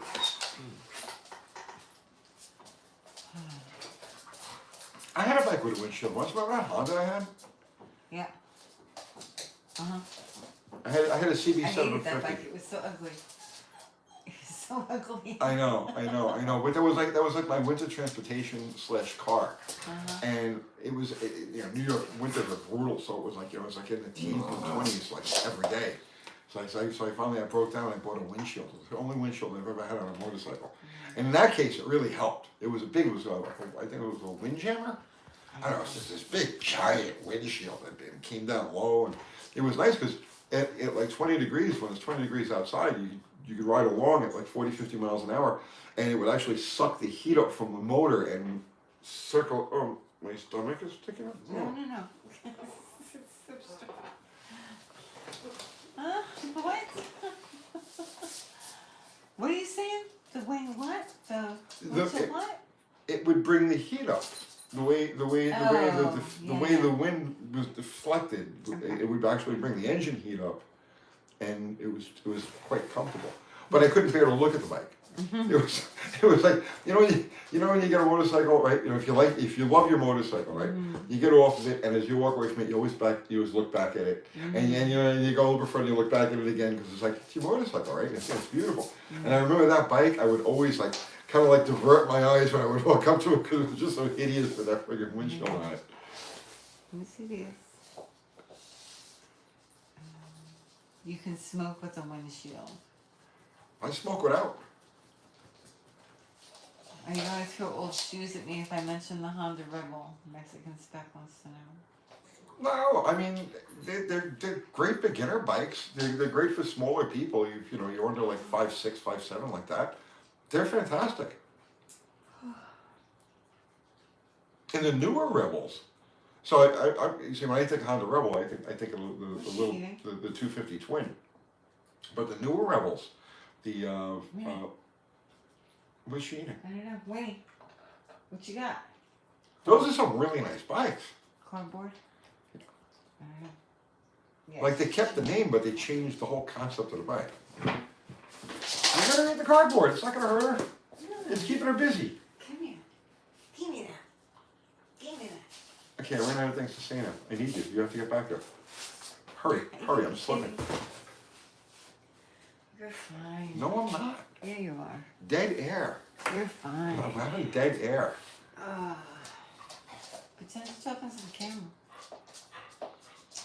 Let's see. Seth Doss. So we got the 1969 AMX 343 running pretty decent after the dizzy swap. Now after shutting it off, won't start and crank slow until it's about 15 minutes. Heat soak? Yeah, the armature in the starter is probably bad. The bushing, either the armature is bad or the bushing inside the starter is cocked. Is worn and the armature is cocking. Sorry, I had to go on. You're boring me. Yeah. Okay. One of my friends had a Maxim 550. Yeah, It was a I remember those little bikes. small, but a nice smooth bike, header 2. Yeah, those are weird looking bikes. The Maxim, the Yamaha Maxims were weird looking bikes. Very odd proportions to them, and they're always geared way too low. Like you're in fifth gear at like 25 miles an hour. The Yamaha always did that with their bikes. I don't know why, but. Let's see. Thanks, Unc and Drew Park here. Whoa, Winnie, that's loud. Winnie, we're on YouTube. This is important. Remember the Suzuki Water Buffalo was water cooled in the 70s. That bike was so disappointing to me because I had a bunch of Kawasaki triples, and I always wanted a water buffalo, right? Because I was like, that's got to be cool, right? So because I was in love with the cows, the cowies, right? With the cows. For people who aren't motorcycle people, and I say I was in love with the cows, they're not going to get that, right? So then I realized Kawasaki's. What? Because we have a mixed audience. We have a mixed audience. A lot of people, when I say cow, they think I mean moo, right? So no, Kawasaki's. I was in love with the Kawasaki triples. I had a bunch of them. And then I had a Suzuki. I picked up a GT 550, which which is a smaller air-cooled version of the Suzuki Triple. And then I found a deal at Water Buffalo. And I went and I bought it. I was like, yeah, got me a Water Buffalo. So it was like out on Long Island. And I had a buddy of mine drive me out there to go pick it up. And I remember, like, I got halfway home with it, and I was like, man, this was a mistake. This was just a total mistake. Because it was this giant, heavy, incredibly smooth. It was a smooth, you'd never even know this thing was running. Like, you run it down the road at like 60, 70 miles an hour, and you would say the motor is not running, it's you just coasting, okay? I give it that much, right? But it was stone, like it didn't have that lunge that the Kawasaki's did. So I kept that for like a week or two, and I ended up selling it to my friend Matt Canick. And as far as I know, Matt still has that bike someplace there in New York. Good shit, give me a high five. Pay attention to this. Give me a high five. Aw. I'm keeping Winnie busy. I'm talking to Winnie if anybody hears me. Winnie, come here. Let's see. Winnie, shush. We might have to let her out. Let her out? Let me let her out. All right. Okay. Alright, go inside. Go inside. Be good. Be good. But if you let her out, then I don't have anything to talk about. Come on, hurry up, get back here. Tony. Come on, we're a team. We're a team. Mopar 1978, howdy. You know, they might need bones. They haven't had them all day. Keep them busy for me. Oh my goodness. Come on, give me your Sorry, phone.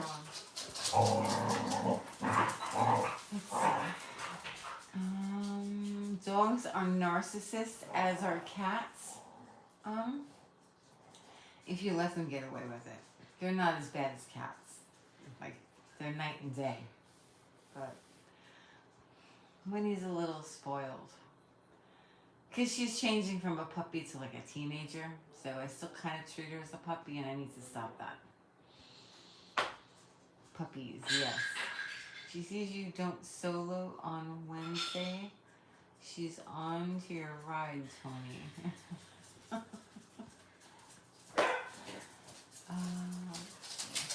He's back. Yeah. Did you give him bones? Yeah, but nobody took bones. Winnie's got a bone. Have a doggy prom for her.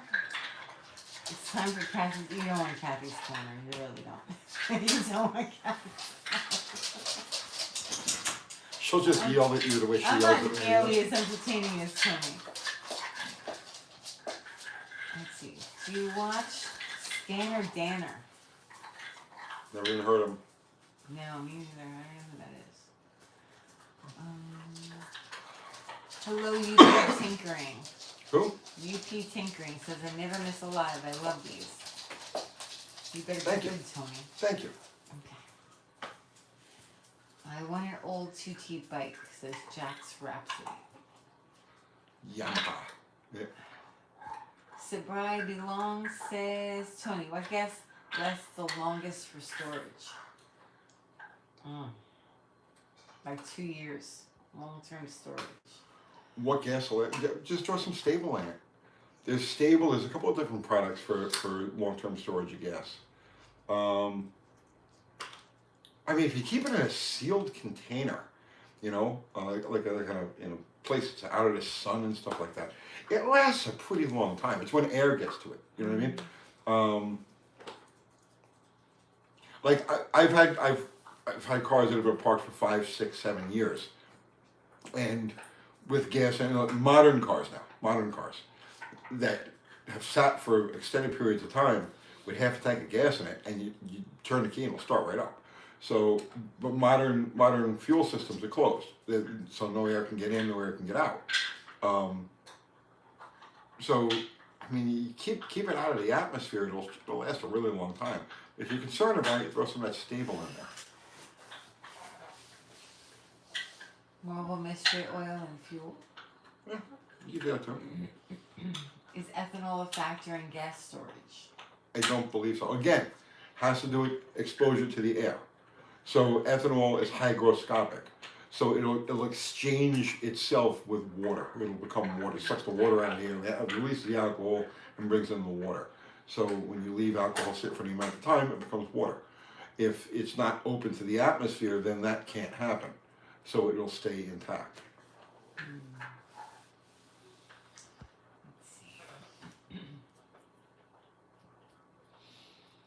Get a Wagon says gas going bad depends on the outside temperature.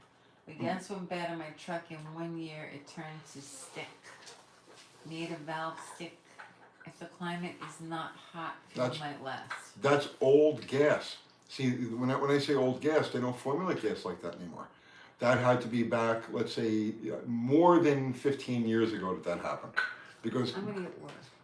oh, I get a few. I gotta keep talking. I can't keep talking. I'm about to run out of. About gas and how you stabilize it, and how long you can keep it. I'll get you the water. No, don't move. I'll get you the water. I'll get you the water. Somebody help me. So the Keep talking about gas. I'll be right back. hurry, run. I'll talk about gas for a minute. Okay. All right. So when fuel systems were primarily open to the atmosphere, okay, so back in the carburetor days, and invented gas tank days, they formulated gas to not evaporate, okay, and so that gas, the way it was formulated, reduces to a gum, okay, that's a varnish, okay. Now, once the majority of vehicles on the road had closed systems, they stopped formulating gas like that. So modern gas, it'll evaporate, okay? It doesn't leave really hardly anything behind at all. The problem you have is with systems that are gravity fed, like motorcycles, lawnmowers, small engines, where the gas isn't allowed to evaporate and atmosphere is allowed in there. That gas will turn rancid, but it still won't turn to that gum, that brown varnish type of stuff. So that's the old gas. The new gas doesn't do that. I'm back. Yes. See, you did fine. Let's see. Dot 5 is silicone. I don't know what I've missed. I just started reading comments. Yes. And that's all that counts. Okay. That's all that counts. That's all that counts. Okay. Acetone 1 gallon container, a good idea for container? Question marks? I don't know. You know? Don't know. I can't know everything. There's Let's something. do those prepper people now. Prepper, yeah, ask preppers. Yeah, go on a Go prepper on channel. the prepper site and see how they store their Yeah. gasoline. They'll figure it out. They'll know the best way. They have 80 ways doped to it out. Sunday. How to preserve your gas with a potato. They have it underground. Right. Yeah. Preserve your gas with a potato? Is that what you said? Yeah. They've got all that. Let's see. Prepper just cycle the cans every month. Oh, well, yeah, that makes a lot of sense. I mean, you use them anyway. Right.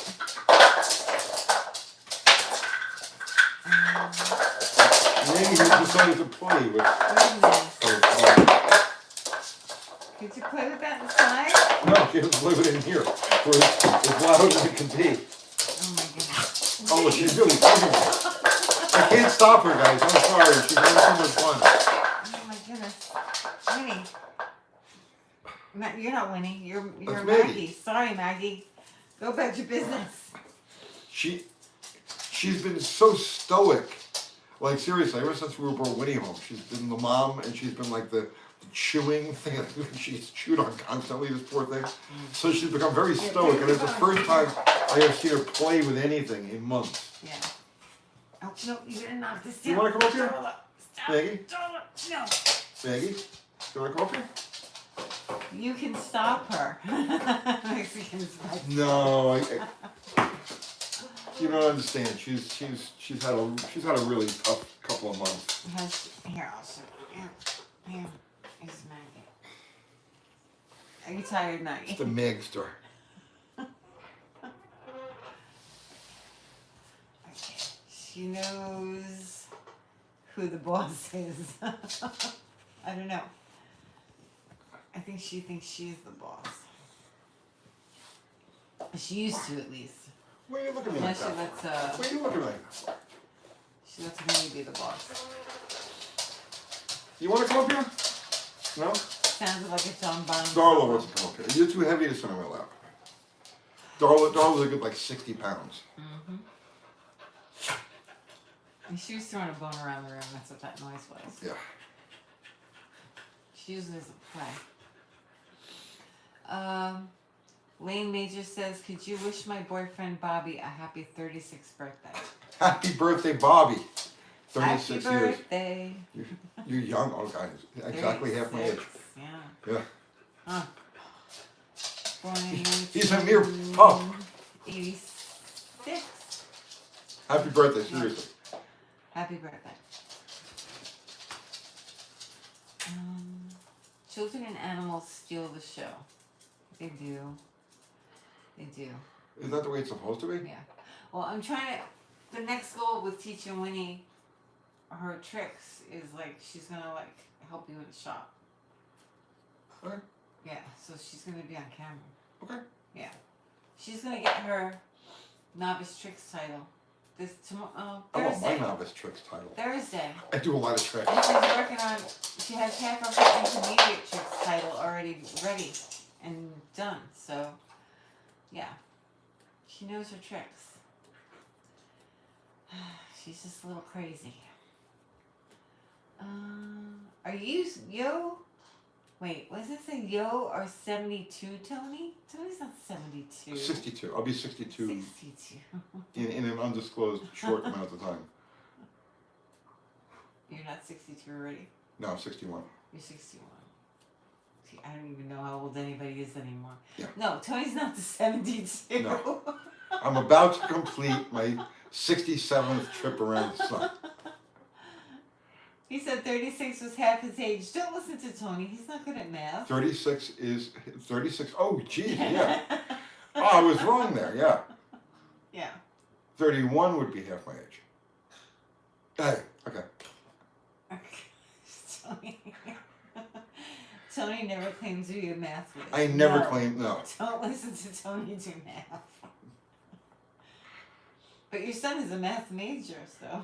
Yeah, well, It's that's. funny how that works out. Well, I don't do math, so Math that is he hard. can have It all is. of the math. Yeah, John has all the math. I want him to have all the He's math. almost done. Let's see. Tony can't math anymore. Laugh out loud. I never could. I never could.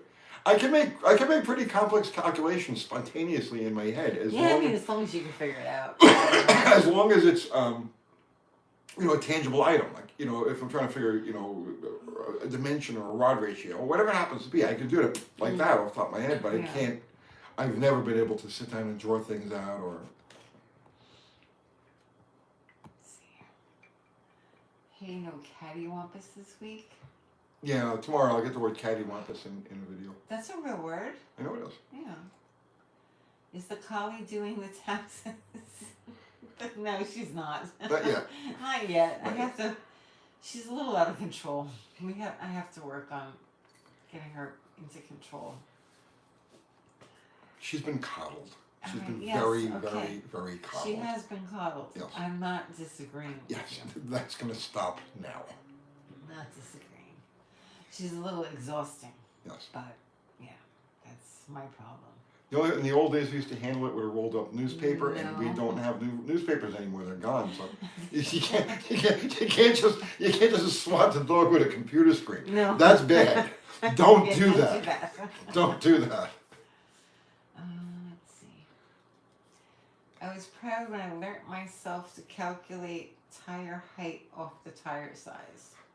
Let's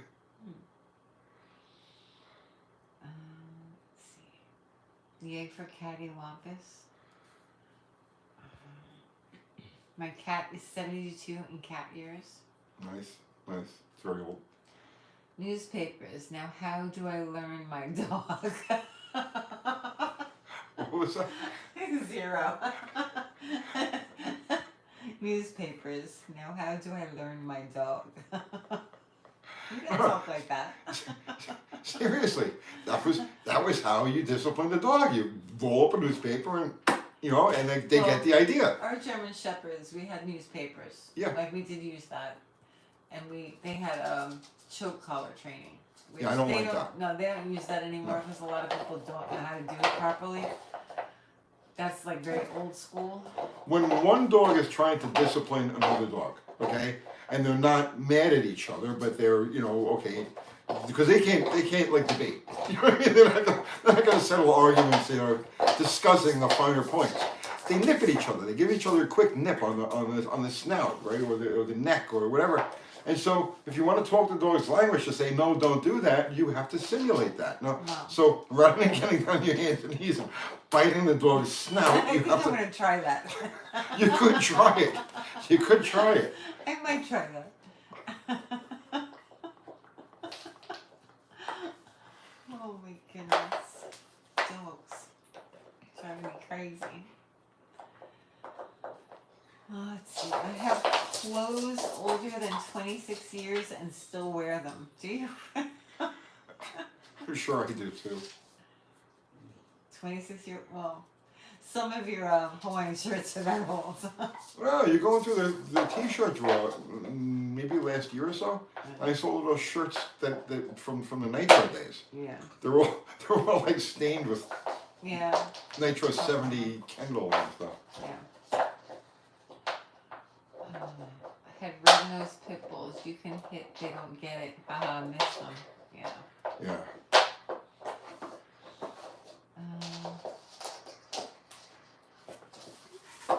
If a dog put their teeth on my wife, she would nip the dog's ear. They quickly learned. That's how they communicate with each other.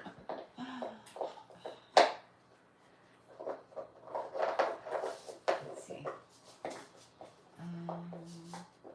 I go from work to the dog shelter. She can shout and make you feel real fear. Oh, That's the other thing, too. terrible. That's the other thing too. You have to. If they bark at you, you gotta bark louder. No, because that just tells them they act like you're barking with them. No, you don't bark louder. You don't do that. That's not how that goes.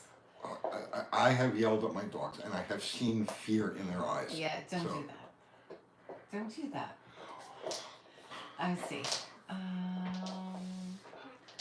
So a GM 3.8. Yes, GM 3.8. Yeah. Yes, absolutely. Mm-hmm. 3,800 Uh-huh. even. Let's see. Fear is a good motivator. Animals and kids. Well, no, you don't want to. Sometimes they turn aggressive, so you can't just make your dog afraid. That's not a good No, thing you don't to want to do. make your dog afraid. The No. dog just has to know who the boss is. Oh, you have to be a leader. That's all. You have to be a leader. Let's see. I have my junior high school gym shirt. I'm 44. Oh my goodness. You should let that go, Joshua. Junior high? I don't have anything from junior high. Do you? I don't even remember junior No. high. So it was bad. That was a blur. I have nothing from junior high.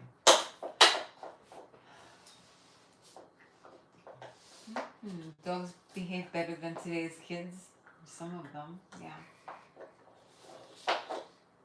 Brian Turner. Hey, cam update.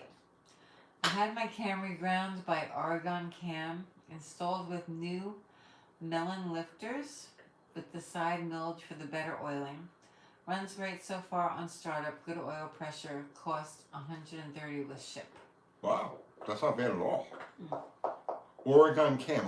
They're a reputable company. They've been around for a long time. I've heard the name. Wow, that's not bad at all. ST says, hi Tony, looking at a 70 Duster 344 speed. Things to look for? Wow. Those are nice cars. Well, they're rusted all the typical places.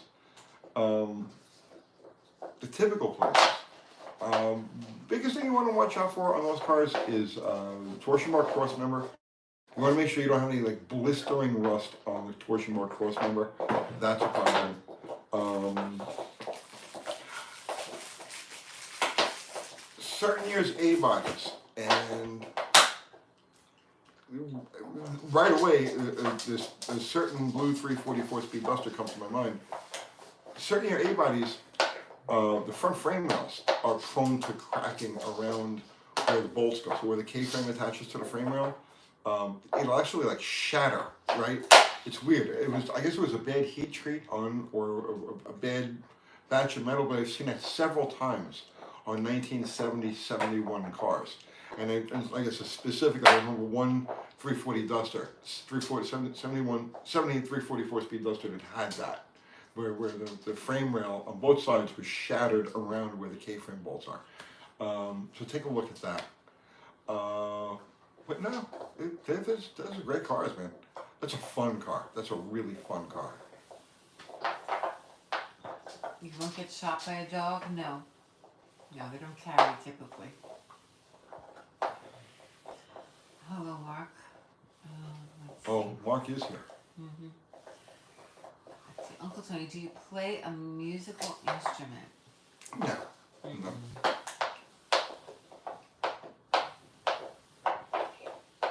She's staring at me. Why are you staring at me, Maggie? Well, because Maggie took her bone. Winnie took the bone. Winnie took her bone. I was just eating her cookie, and she's still staring at me. Where'd you get a cookie from? I had these Girl Scout cookies. I don't like those. No, you don't like them. We have 2 male dogs, a collie and a shepherd. Every now and again, you have to pull rank. Yeah. Yeah, you know what I let my dogs get away with murder. I really do, because I don't want to crush their egos, and I don't want them to I want them to enjoy their lives. I mean, I want them. They have short lives, and I want them to enjoy them. And so I let them get away with a lot. But then, every once in a while, like you said, every once in a while you got to step in there, show them who's the boss, just remind them, the buck stops here. And then go ahead, leave them alone. You do that? Yeah. No, you don't. Do you remember the chicken incident? The chicken. Oh. Yeah, come on. No. That's very rare. It is very rare. It is very rare. But they know, right? And there's a certain phrase that I use, that I won't say it now because Maggie will freak out. Don't use it. But there's a certain phrase that I use that when they hear that, they know. Can you close out tonight with some financial advice? No. This isn't financial advice. We don't give financial advice. Yeah, I do, but I give financial advice, but I always preface it by saying this is not financial advice. No. We don't have any. Stock up on silver. Just keep buying silver. We don't have any. This is not financial advice. Every time you see the price go down, buy more. Just buy more. Just keep buying it. Just buy as much as you can. And don't worry about the price. Exit inspectors, Tony, you never told us what car would be the best to buy for the future. You never did that video. Yeah, I know, because I keep reminding him. I know. I'm waiting for the right circumstance, the right thing to come up to introduce that topic. It's just like fuel mileage, okay? It's like I have a whole thing in my head about a hypermiler build and all of the concepts of fuel mileage and all this other stuff, right? But the time isn't right? So I'm just waiting. When it happens, I'll do those videos. Barry Cuda says, I've had 2 border collies. Both of them hated water and swimming. Really? She loves the water. We might have to get her a little pool. Yeah, a little pool. Well, now we have more yard, so. Yeah, we just doubled the size of our backyard. We had a whole piece of property on the side that we never used, so we just extended the fence all the way to the end of the property line. So we did it for the dog. Who makes a backyard for their freaking dog, right? So now she has this huge run back there that she can just romp and frolic. Yeah. Let's see here. If my border collie knew anything, it was the word bath. Did you not like the bath? So just as an odd coincidence or a funny coincidence, the guys I hired to do the fence, so they're doing the fence, they're working over there, and I forget how the conversation came up, but as it turns out, they're podcasters, and they're conspiracy podcasters. Isn't that funny? Yeah. Isn't that I thought that was really odd? weird. You know, what are the chances? She hates baths, really? Like, I've given Winnie a bath outside, I guess. Maybe with the hose she's gotten wet and she doesn't mind it. But I've never tried to give her one in the house. I haven't tried. I don't know if she would like it or not. She doesn't mind the water. She had a little pool that she liked. Oh, she hated. Oh, sorry. R.I.P. Yeah. Sorry. Okay, so if you had to choose between an Omni GLHS or a Mustang, which would you choose? Well, hindsight being 2020, probably the Mustang. Which I ended up buying anyway. Yeah, probably. I like the novelty of the GL. Okay, the thing that would make me avoid the GLHS today, in today's world, is parts. I don't want any vehicle that I have a hard time getting parts for.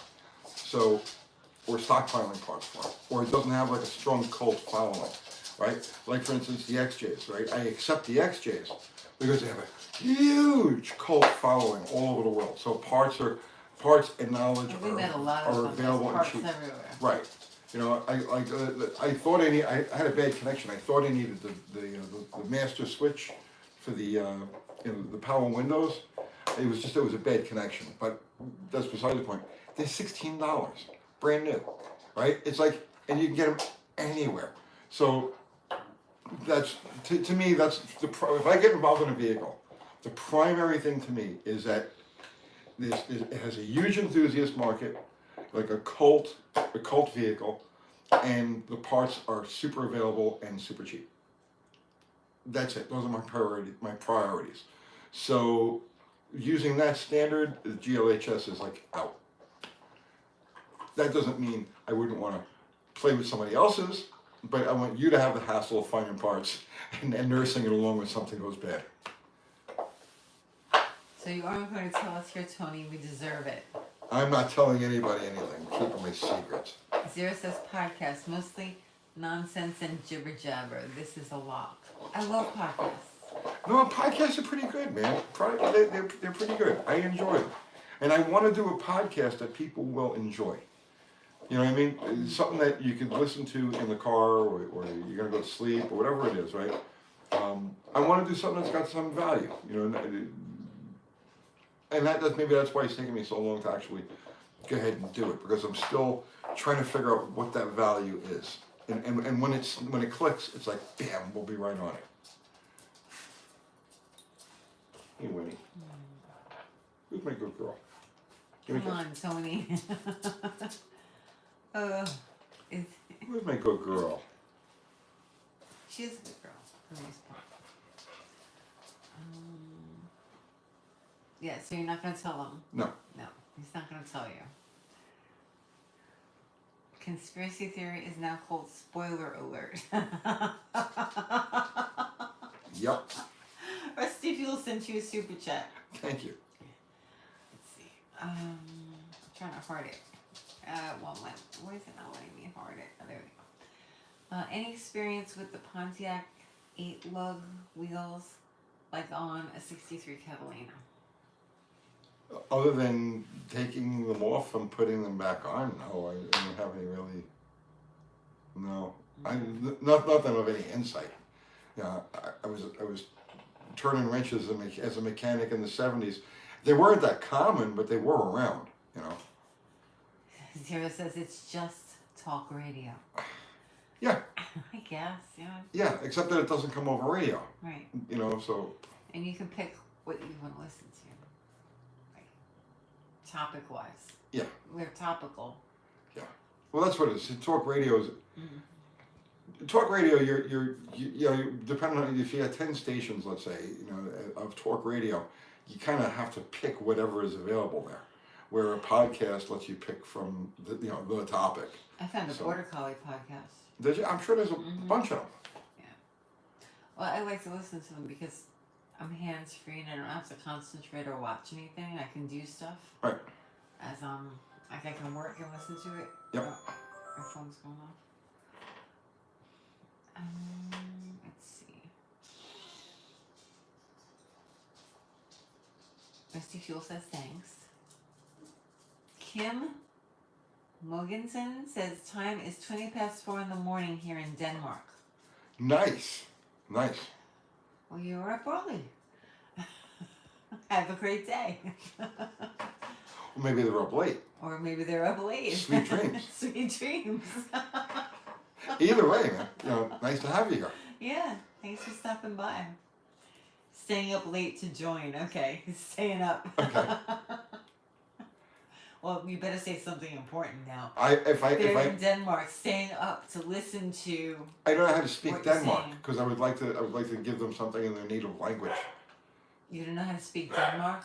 Yeah, what do they even speak in Denmark? I don't know. I'm so uncultured when it comes to certain things. You should visit Denmark. It's beautiful. I would have to get on a plane or a boat, and I won't do either. No? No. Why not? Because they don't do either. You could be a farmer in Denmark. The Denmark farmers, yeah, I know about that. They're like the U.S. truckers. I think they're better than that. Well, they've been more effective, but give the truckers a chance. So you're not going to speak Danish? Danish, yeah, no. I mean, yeah. Well, yeah. Can you? No, that's Switzerland. I was going to ask if you could yodel. You. Sorry. Yeah. We're not really very entertaining. They speak Danish. Danish. Yeah. Say something in Danish, Tony. I can't. What do you mean? Here. Let's see. English. Tony's Googling. English to Danish. Yeah, it's figuring it out for you. Sure. Okay. So enter text. Okay. How is your hot rod today? What was your hot rod? How is your hot rod today? Oh, okay. Oh, Jesus. You guys don't actually speak this, do you? They do. All right. I can't pronounce that. Vorden din hot rod I dag. Good, Tony. That was good. That was good. Well, you can't judge. The Danish person has to judge. Okay. Danish person. Was that good? I don't know. They left. I stayed up till 4:20 in the morning for this. Click unsubscribe. They said dent core stadig. Oh, all right. Wait. Okay. So no. He's Okay. gonna translate it. Okay, go Well, ahead. I have to go Danish to English. Okay. All right, hang on. Ready? Yeah. Danish to English. I hope we're entertaining you, Kim. Okay. Okay, it's Danish dent. to English translation is, go ahead. Dent, D-E-N-T. D-E-N-T. Okay, core, K-O-R-E-R. K-O-R-E-R. Why is this all caps? Stadig, S-T-A-D-I-G. T-A-D-I-G. Dent still roars. Nice. I guess that was close. Okay, so then let's go Danish. Rusty Fuel sent you super chat. It's like the Swedish chef on the Muppets. All right, so let's go Okay. Danish to Klingon. He says it still drives. Kim says that means it still drives. Oh, okay. Okay. Okay.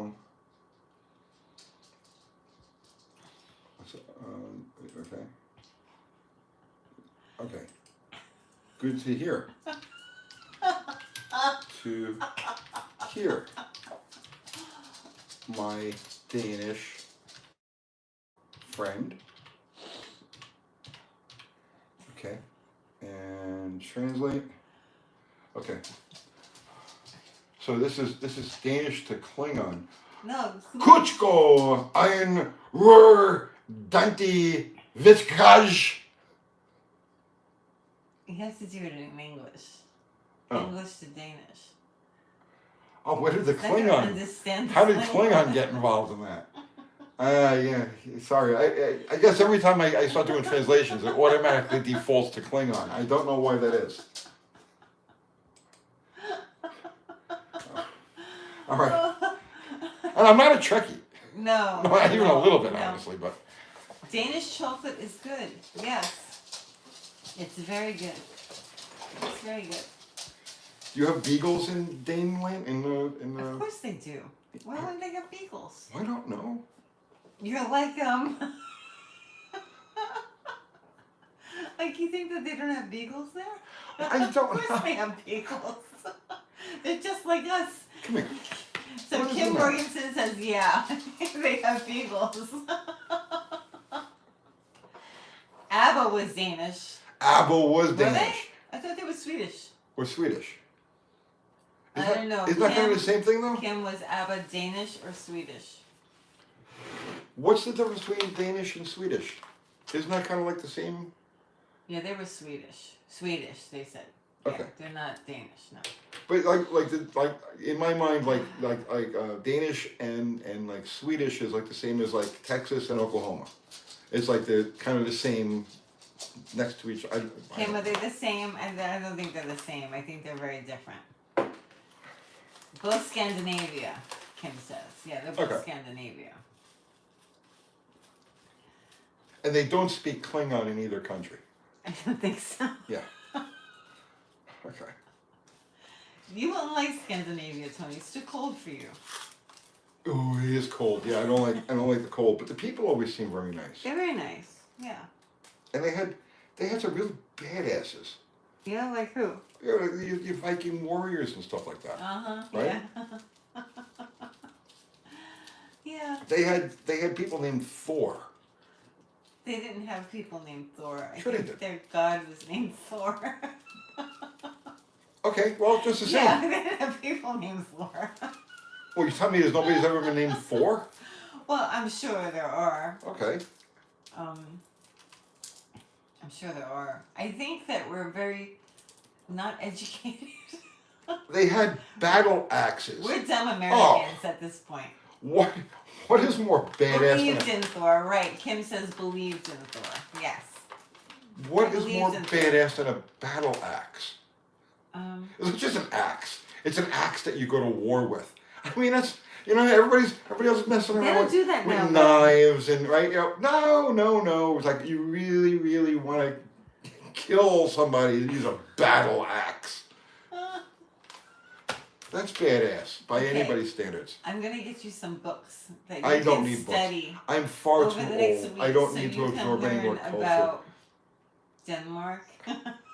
I'm good. I really think I know as much as I need to know at this stage of my life.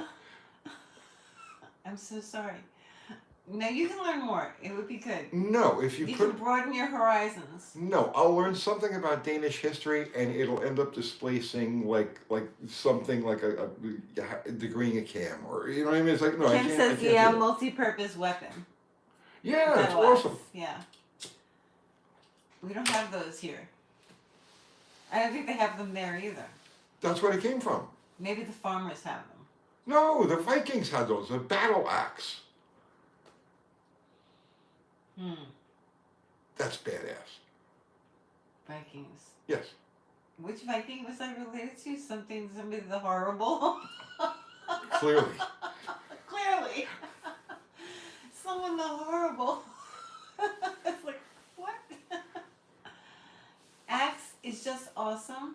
You just know something is coming off in the battle. Sierra says that. Well, we don't fight like that anymore. We should. No, we probably shouldn't. We should. That's how you. No, That's I how. don't think that we should fight like that anymore. I think that if, as a culture, we adopted fighting like that, there would be far fewer problems. Because who the hell wants to come up against a battle axe? I think I'd rather be shot, to tell you the truth.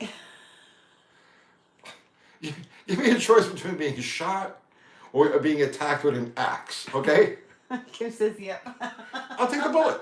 Go ahead, shoot. Yeah, odds are you're going to miss everything vital. Okay, so what you hit kind me of- with an axe, it's going to be bad. Okay, but what kind of car do you have in Denmark, Kim? What kind of car do you have?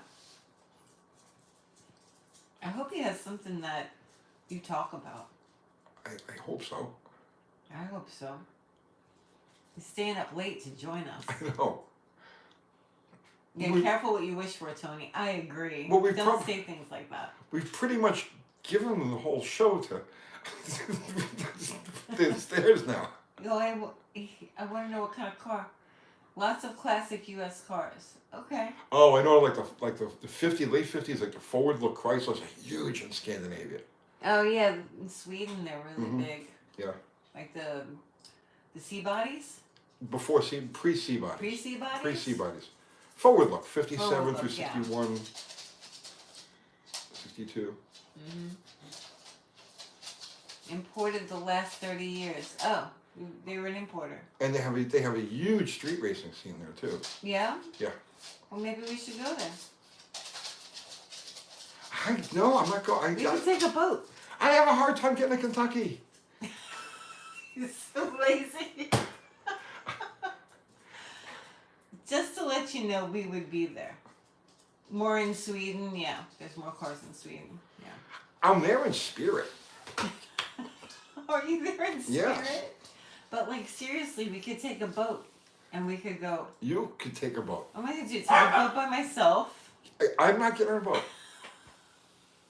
It's a prison. It's a prison. It's a prison. Yeah, you might as well say, okay, you're going to be in prison for the next. It's a prison where you risk your life. Okay? Oh, my So goodness. give me a week on a boat or a week in prison. I'll take the week in prison. Oh. Because the prison ain't going to sink. You don't know that. No, trust me, the prison's not going to sink. Well, listen. We stayed up until 4:30 in the morning to watch you live. I Yes. think that you need to I appreciate that create so some good much. content. What? I appreciate that so much. Yeah, thank you. It's very nice of But you. I'm not going there. We could go there. You could go there. You're free to go there. I'll bring Doris in for a week. She can watch the pups Yeah, and you for a go week. there. It'd take me a week to get there on the boat. Oh my goodness. Why are they talking about the view? Where's the comments gone? It always runs off the rails. Okay, so we're 2 hours in, Oh, really? just so you know. Man, that went fast. Yeah. Mm-hmm. Yep. Well, Did we'll, you go we'll fast? pull it whenever you're ready, baby. Okay, well I think I'm good. Really? I think I'm out of talking. Hmm. Yeah. I'm pretty talked out Danny too. Boy says no. No, stay. Yeah, stay, you can go all night. I'd like to do another marathon at some point. It's been Oh, so no. long. When we started doing these lives, it was so much more fun. We did all kinds of crazy stuff. No. You remember? We're not allowed Those to days? have fun anymore. No, I kind of miss that. Mm. Maybe we'll come up with something soon. Yeah. The last time we tried it was the marathon where I lost No, my voice. I'm not doing that. I went 11 and a half hours, and then that was it. I completely I'm lost not my voice. doing that. Mm-mm. No, I'm not doing a marathon. You can forget that. 24-hour live? No, Dickie Farley. Why don't you do a 24-hour live? Zero says thanks, everyone. Yes, and thank you, Zero. Mm-hmm. And thank you, Mexican Spec, and Fubar, and Ari. I don't know if Ari was even here tonight, but thank you anyway. Mm-hmm. And everybody contributed to Super Chat. Thank you so much. Greatly appreciated. And everybody who came from foreign lands and stayed up for like ridiculous hours. Denmark. Yeah, we don't deserve it. Thank No. you so much. And I'm truly honored, honestly. And everybody contributed just your presence and your conversation. Thank you equally. What's going on this week? I don't even know. What are you doing this week? Content. The Belvedere, working on the Belvedere. You're working on the Belvedere. Yes, What today- else are you doing? Today I rounded up a bunch of fittings I needed for the water that goes to the regulator. The who's McCallets? The who's McCallets. just odds and ends on the motor. And then tomorrow I have some welding to do on the Belvedere. I got to get it up off the ground. I got to get the wheels back off of it. I'm going to work on it outside because I don't want that mess inside. And Promote the podcast, Zero says. We're going to work on the room. we're gonna work on the podcast studio. Yep. But I don't really have anything specific planned for this week. It's just, we'll take it as it comes. Why don't you go over the vehicle, that video, that people want you to mention what the vehicle is? No, not yet. No, he says No, no. No. He's being mean. Yes. All right. Make it stop now. We said everything we had to say. Did we? Yeah. Did we thank everyone? I thanked everybody. I thanked the mods. I thanked the super chatters. I thank the people who just came to hang out. And Jamie is on. I don't know if Ari is doing his live after the Tony. If he is, it's Ari DeBrania. Somebody just signed on. They're like, totally stop. And then if you still want to hang out, you still want live. No, Earth Cost 60 says no. You just got on. Oh, I'm sorry, bro. I'm sorry. We've been on for a long time. Yeah, 2 hours. Yeah. Watch the replay. It really wasn't that good. It wasn't. It was. Yeah. There was a lot of rambling. Well, and lives stuff are like never that. really good. Yeah. We always lose subs. I know, right? Every live we lose subs. It's great. -6. Always. Every single live we do, we lose subs.